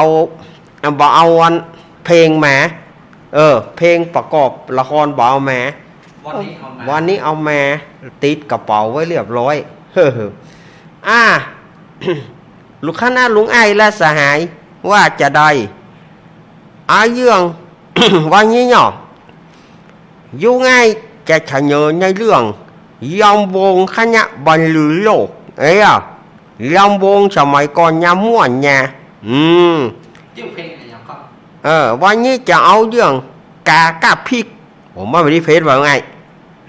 ไปหูมันว่า ไปหูมันว่าเพจกำเพจเนาะก็กากาพริกอินมันก็เพจอะกะก็เดียวก็ให้ไปหูใจใจเอ้าเพื่อบ่ฮื้อเป็นการเชียร์ไว้ย่ำไว้ยาฟังยาการยำวงอยู่ครับสวัสดีพี่ไอโวครับสวัสดีบ่าสวัสดีบ่าเนาะสวัสดีครับพี่หนักก้นโบครับสวัสดีบ่เฮ้ยน่ะเชิญครับวันนี้รอบเหมาครับรอบเหมาใครจะขอเพลงเข้ามาเลยนะครับเดี๋ยวเราจัดให้ในรำวงคณะบรรลือโลกนะครับเอาละมีการทิ้งหางบัตรขึ้นมาครับทิ้งหางบัตรขึ้นมาพี่คำอ้ายนะครับ พี่คำอ้ายขายเป็ดมาแล้วครับพี่คำอ้ายขายเป็ดขอเพลงนี้รอบเหมาครับกาข้าพริกมันบัดดีเพชรว่ะลุงจะไปยุงไงขอโทษครับขอโทษพี่คำอ้ายเนาะพี่คำอ้ายขอเพลงกาข้าพริกเดี๋ยวจัดให้นะครับพี่คำอ้ายยังขออีกเพลงหนึ่งครับพี่คำอ้ายกับพี่หนานก้อนนะครับขอ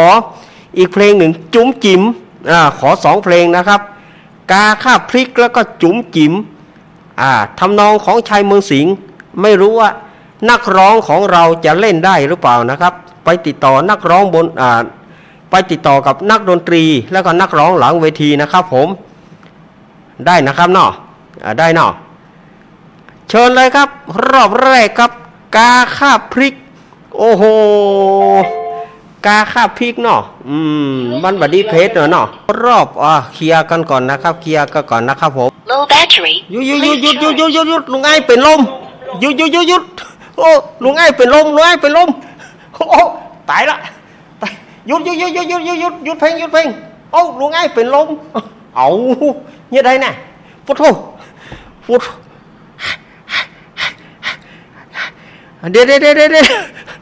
ประคองลุงไอ้ก่อนลุงไอ้เป็นลมพุทโธตายละฟังน้ำมือกินเด้อฟังน้ำมือกินเด้อพุทโธเอาพัดลมเอาพัดลมเป่าลุงไอ้ก่อนพุทโธเต้นจนว่าเด้ใจดีก่อนใจดีลุงไอ้ใจดีกันตายละหานี่บ่เฮ้ยมาไปโตดไปตากันแน่ลุงไอ้อยู่ให้เอาน้ำมือกินเด้อเอาน้ำมือกินบ่ไปฮื้อนะตายนะไปฮื้อกินเด้อตายนะอย่าฟ้องเอาน้ำมือกินเด้อผายปอดก่อน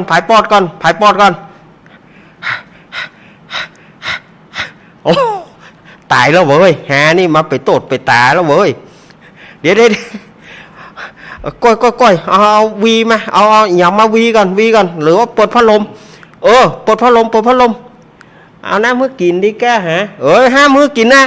กินนั่นนอกนะน้ำมือกินนอกนะมันชอกนะปวดโทตายแล้วเว้ยเดี๋ยวพัดลมเป่ายาดมไม่ไหนยาหอมยาอมยาดมยามองมาลุงไอ้เป็นลมบอกเฮ้ยเพลงบัตันจบสักคำตายละฮะลุงไอ้ใจดีสูดดมยาก่อนดมยาใจดีหายใจกูบ่หอดจ้องว่ะเฮ้ย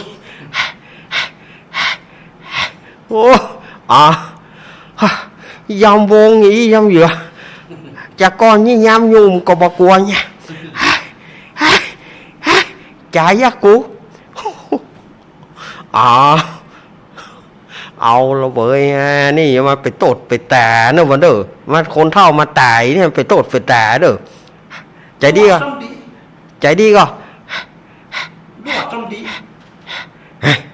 ใจดีพ่องอย่าเว้ยเอาแล้วบ่เอาแล้วบ่บ่เอาอย่าเอาบ่ ai bố lúa trong đi บ่เอาเย้าบ่เอาเย้าบ่เอาเย้าปอเย้าโอ้โหบ่เอาเลยปอเอาอย่าจะยายกับจ่ายไปchoบ่เฮ้ยโอ้anhได้หาง่ายอีน้องนางรำก็ย่อแควย่อยย่อมาจะตายอยู่ไหมอีน้องนางรำอยู่กะเนี่ยโอ้โหสนุกสนานพอสมควรเนอะสดาญาติโยมโอ้เอาลุงอ้ายมาเป็นลมสดาญาติโยมเว้ยเพลงบัดตันจบซะก่อนโอ้ท่อเหือแตกโอ้ม่วนนะเนาะ อ่ะนี่ก็ละครจบไปกากับพริก lông ai เฮ้ย ao hẻm lỏng á อ่ะปอยาบอกเฮ้ยให้จ่ายยัย ao hẻm lỏng á ท่านบิ๊กบอสไว้ไอ้ท่านบิ๊กบอสไว้ไปมาตายนี่เนอะ ไฟตายไก่ไฟมาตายนี่เนอะ ท่านบิ๊กบอสเอิญไหมว่าเอาปู่อ้ายมาตายนี่เนอะ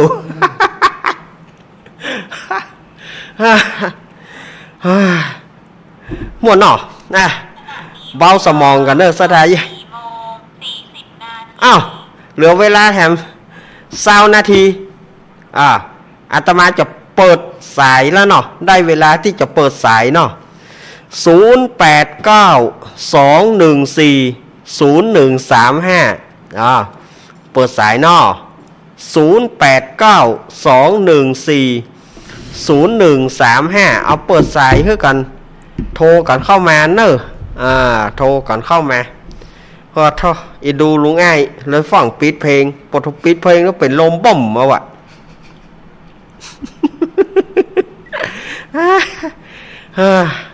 เนี่ยกะอยู่นะขั้นลำวงหรอโฟทไปเจอใส่จังหวะเนาะท่อน้องตายว่ากันนั่น Cái về มาแล้วเนอะแม่เพนสวัสดีแม่เพน เจ้าดีเจ้าเน็ต ก็เด่นอยู่ได้เน้นเด่นกำลังจะเข้าหัวนี่เน็ต ไอ้หัว ว่าเป็นลมนะ หัวไอ้เป็นลม พูดกลางเอง พวกเครื่องพูดกัน ว่าจะเจ๊เอาเล่าว่าจะเจ๊ว่ายังเข้าหัวกันได้แค่นี้ถ้าเจ๊เน้นเน้นไปทางปลอดภัยเนอะ ครับ จะถึงกี่โมงเน้น เดี๋ยว5 โมงได้กะ ตื่นเรียกเลยเนาะ ก็เดี๋ยวเปิ้นจะเข้าสู่การถ่ายทอดที่มณฑาทิพย์เนาะ อ๋อจ้า ครับหอมพื้นละเนอะ เจ้าว่าจ่าเด้อเราเวลาจะเน้นเนาะ ครับ ว่าจ่าเจ้า แม่เพนเอาขอบคุณมาละแม่เพนคนสู้ชีวิตมาสายแรกเนาะอ้าวฝ่ายจะโทรมาแถม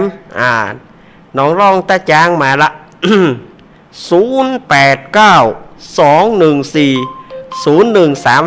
เอาเข้าไป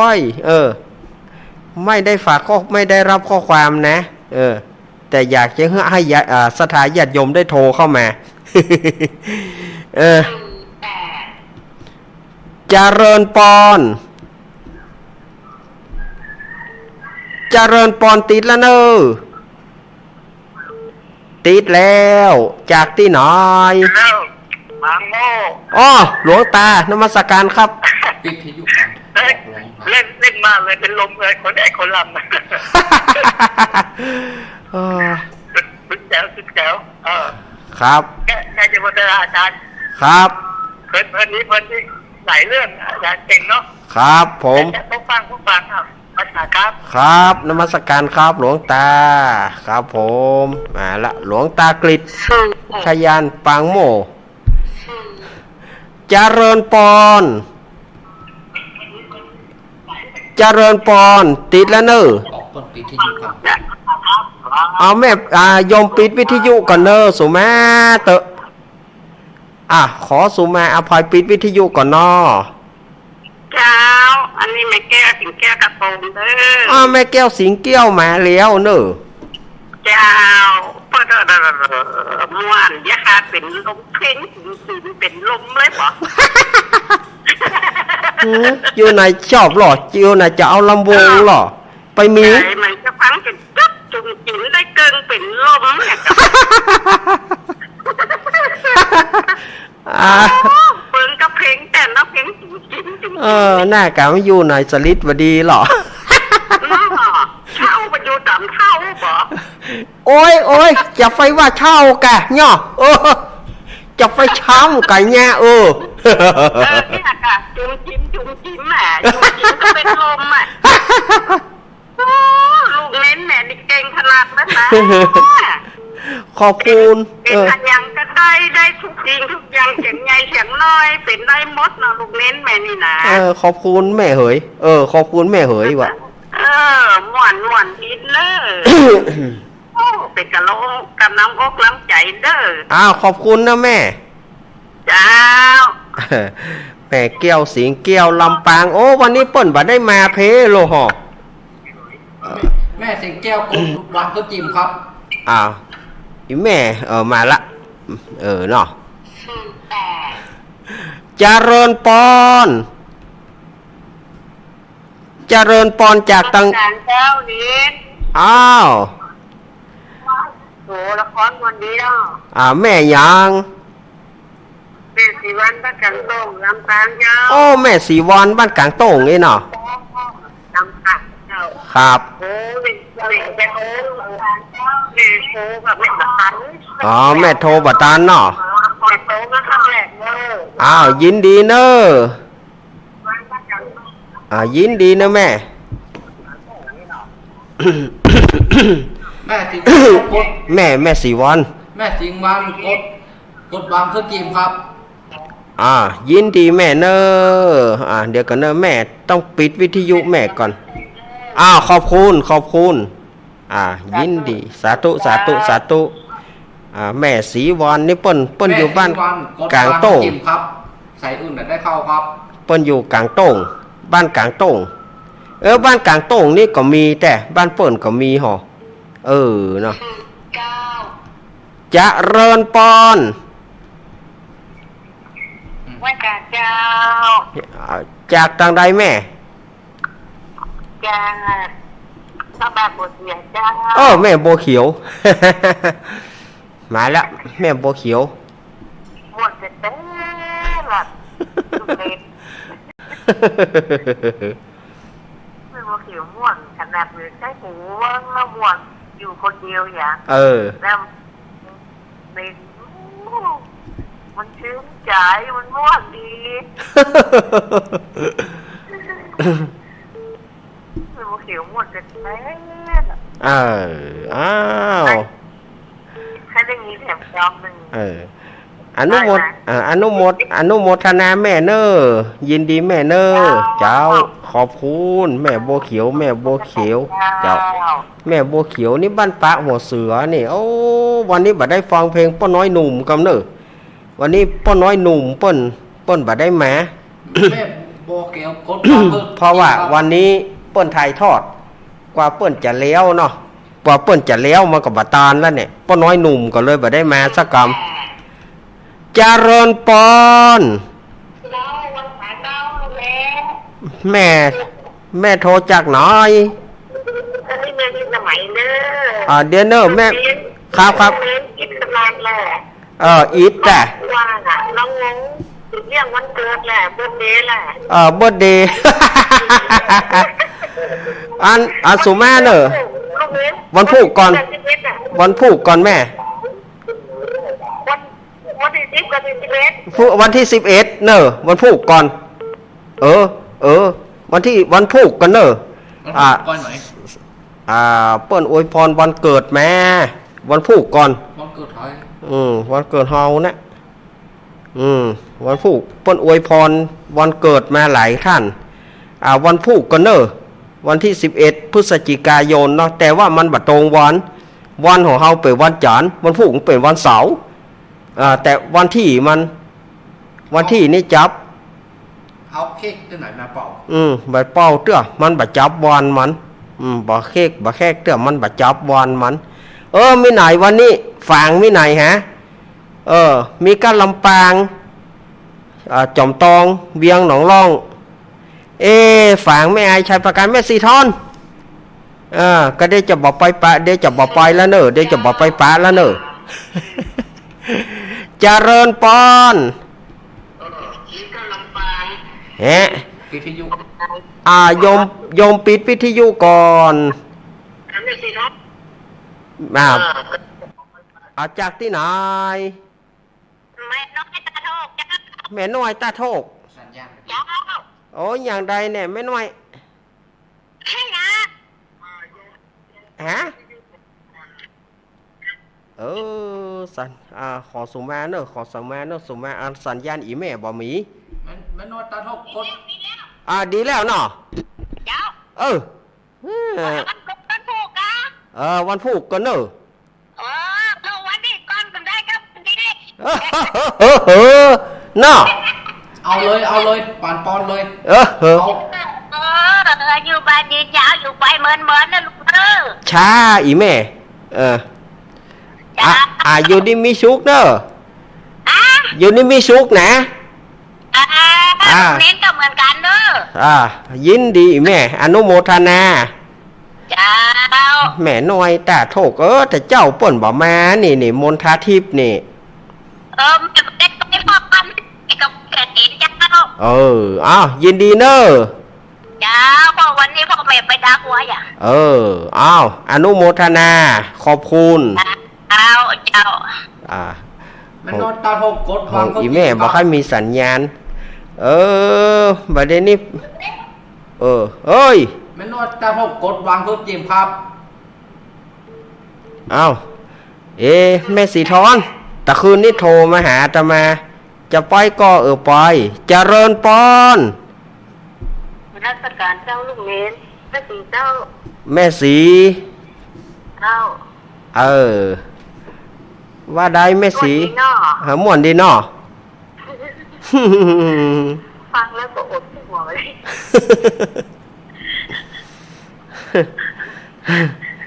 ยุ่งเหรอเป็นลมเนาะลูกเนาะหน้าเก๋า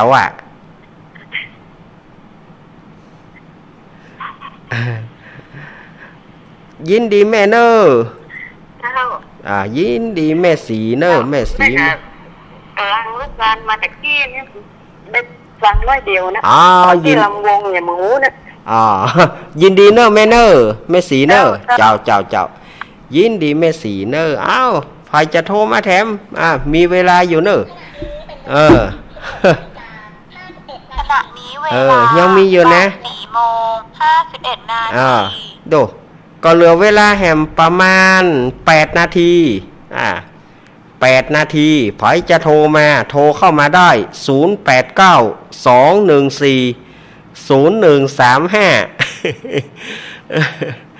เอ็นดูแม่สียินดีแม่น้อยตาโทกเนอะที่อวยพรวันเกิดแล้วก็ศรัทธาญาติโยมแต่เจ้าแม่สุกเกี้ยวศิลาพรก็อวยพรมาหลังไม้แล้วก็ญาติโยมอวยพรมาหลังไม้วันคล้ายวันเกิดอวยพรวันเกิดเนอะวะเจริญปอน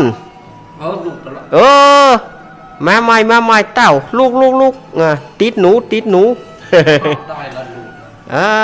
มาหาใหม่เนอะมาใหม่เนอะแม่สีทอนเดี๋ยวจะบอกไปแล้วเด้อเดี๋ยวจะบอกไปปะแล้วเด้อบ่โทรมาผมไปแล้วนะเปลี่ยนใจแล้วนะ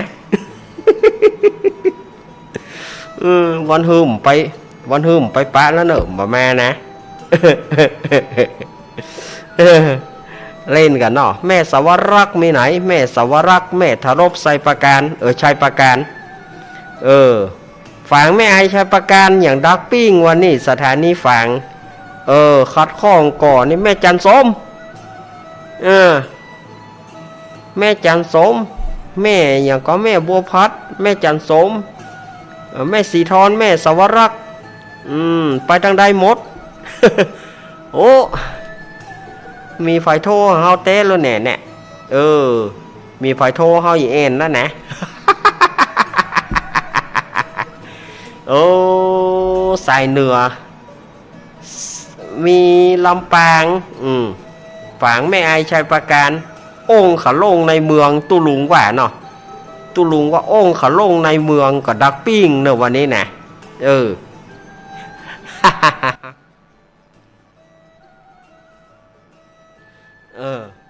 มีก็หามีโทรเข้ามาเนอะแถมสักสายสองสายอนุโมทนาขอบคุณหลวงตากฤษเนอร์ปางโมเปิ้นฟังกู้รายการที่เป็นขึ้นสีขาวก็ดี104ก็ดีเนาะเจริญปอนจากตั้งได้แม่โทรมาจากบ้านหมู่บ้านการกนกเจ้าแม่หยังแม่เกสรชัยวุฒิเจ้าแม่เกสรชัยวุฒิเนาะแม่ติดตามเล่นตลอดแต่บ่ได้โทร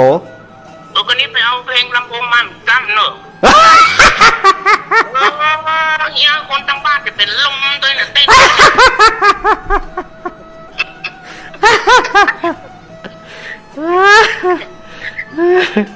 ยุ่งแต่ไม่แต่เนี่ยการไปฟังไปเต้นไปเนี่ยแล้วพี่เป็นลมเลยไปสารเนอะยินดีทำไม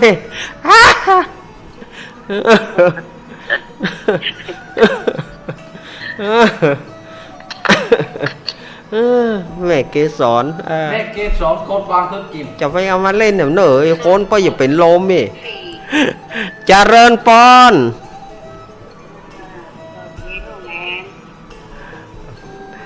แม่แสงล่ากะเจ้าแม่สุพิษจำกันได้ละสุมาเตอ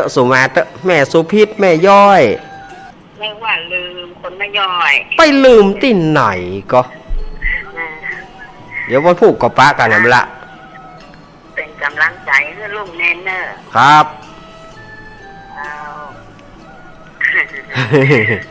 ม่วนดีเนอร์ฟังธรรมะของลุงเนนนะครับขอบคุณนะแม่ครับแม่เป็นกำลังใจให้เนอร์ครับสู้ๆเหมือนกันสู้ๆเหมือนกันแม่สุพิษแม่ย่อยสันทรายมีอันเจเด้อครับแม่กรไปไหนฮะแม่กรมาเนอะแม่กรก็เดี๋ยวจะหมดเวลาแล้วนะแม่กรแม่กรก็ได้ไอ้นึกขณะนี้เวลาบ่าย4 โมง 56 นาทีสมนึกมาวันนั้นว่าผมฟังอยู่นะแล้วยังมาโทรมันบอมีเบอร์สมนึกเนาะโทรมาเนอะไผก็ได้เนอะปิดท้ายให้อาตมากรรมอาตมาจะหมดเวลาละอาตมาจะสวีละว่าเจ๊กะว่าเล่นสถานญาติโยมเนาะเอาไผจะโทรมาหำสายหนึ่งห้ามได้หำสาย089-214-0135มีอยู่ก่อบ่มีแล้วบ่มีก็จะเอวังแล้วนะเนาะเล่นกันเอาหมดแม่สุพิษเปิ้นน่าจะฟังจาก104นั่นนะเพราะแม่สุพิษเปิ้นเป็นแฟนคลับของ104เนาะแม่สมพัฒน์แม่สุพิษนี่นะแม่ย่อยสันทรายแม่ย่อยนี่ต้องฟังจาก104นั่นนะสายสุดท้ายเจริญปอนเจ้าแม่โทรจากไหนจากไม่ให้เงินได้สเก็ตเจ้าแม่ห้อยเงินโดยสเก็ตเนาะเจ้าแม่ยังแม่เครือวันเจ้าแม่เครือวันอันนี้เปิ้นเคยโทรมาอยู่เจ้าวันพุธจันทร์ป่ะเจ้าวันพุธป่ะได้จันทร์แม่ไม่ได้เจ้าวันอังคารวันการเอามาสัก2 คณะเลยละมุงนั่นนะม่วนดียุ่งแต่ไม่แต่เกียรติจะได้หามันไปส่งโรงพยาบาลแล้วนะเราอยู่กับท่ารัวน่ากันเนาะโอ้ยหน่อจะไปว่าเช่ากันหน่อโอ้ยว่าเช่านี่มันแกนจ่อยไง ยินดีแม่เครือวันเนอร์ จ้ามันได้มาการเจ้า เอาละอาตมาจะสุดท้ายตายสุดละเนอตึกแม่เครือวันแน่เนอเพราะเวลามีต่อละก็เดียวเปิ้นอาจจะถ่ายทอดเสียงจากตังวัดใหม่มณฑาทิพย์กับหัวเนอก็เดียวเปิ้นจะมีช่วงค่ำนี่นะช่วงค่ำนี่เปิ้นจะมีการแข่งบอกไฟดอกไม้บอกไฟดอกเปิ้นฮ้องว่าอย่างฮะดอกไม้เพลิงเงี้ยเนาะเปิ้นจะแข่งบอกไฟดอกกันนะเสียงไผ่บอกไฟไผ่ดอกงามเสียงงาดดีเสียงงาดดีแล้วก็ดอกมันขึ้นดีจะได้รางวัลเนอะเดี๋ยวเปิ้นจะแข่งกันแล้วก็จะมีการเตะน้ำเตะทำบอกว่าจะเป็น พุทธาพิเศษกปฐมสมโพธิกถาธรรมจักรกับปวัตนสูตรเปิ้นจะกวนเข้าติบเปิ้นจะมีการเบิกเนตรมีการสวดเบิกตัวสำหรับวัดใหม่มณฑาทิพย์ท่านวันใหม่อันนี้ก็เดียวกับถ้าฟังจากรายการเปิ้นลำดับต่อไปเนาะเปิ้นถ่ายทอดท่าตังปุ้นพร้อมก็นิมนต์ตุปีหนุ่มตุปีตะวันเนอน้องเนนเนอถ้าพร้อมก็ตาสัญญาณได้เลยเนอ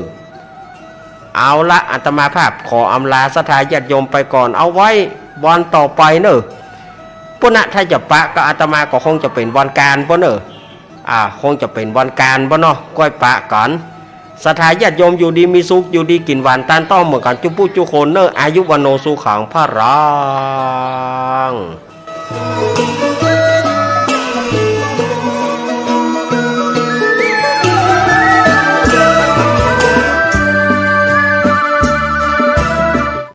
แม่น้ำปิงแหล่งน้ำสำคัญของชาวเจียงใหม่มาเป็นระยะเวลาเมินนานมาเดี๋ยวนี้มีการทิ้งขยะและน้ำเสีย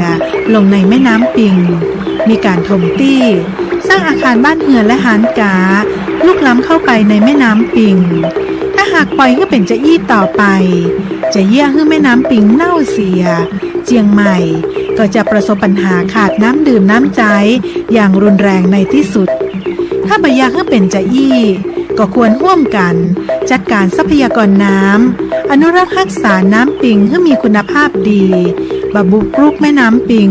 บำบัดน้ำเสียก่อนทิ้งมาทิ้งขยะลงในแม่น้ำปิงและใช้น้ำอย่างประหยัดเพื่อสายน้ำปิงสายน้ำแห่งชีวิตสนับสนุนโดยสำนักงานคณะอนุกรรมการลุ่มน้ำปิงตอนบนจนเครียดกินเหล้าจนเครียดกินเหล้าจนเครียดกินเหล้าจนเครียดกินเหล้าจนเครียดกินเหล้าจนเครียดกินเหล้าก็เลยยิ่งก็เลิกสิเหล้าจนเลิกเหล้าเลิกจนเริ่มต้นเข้าพรรษานี้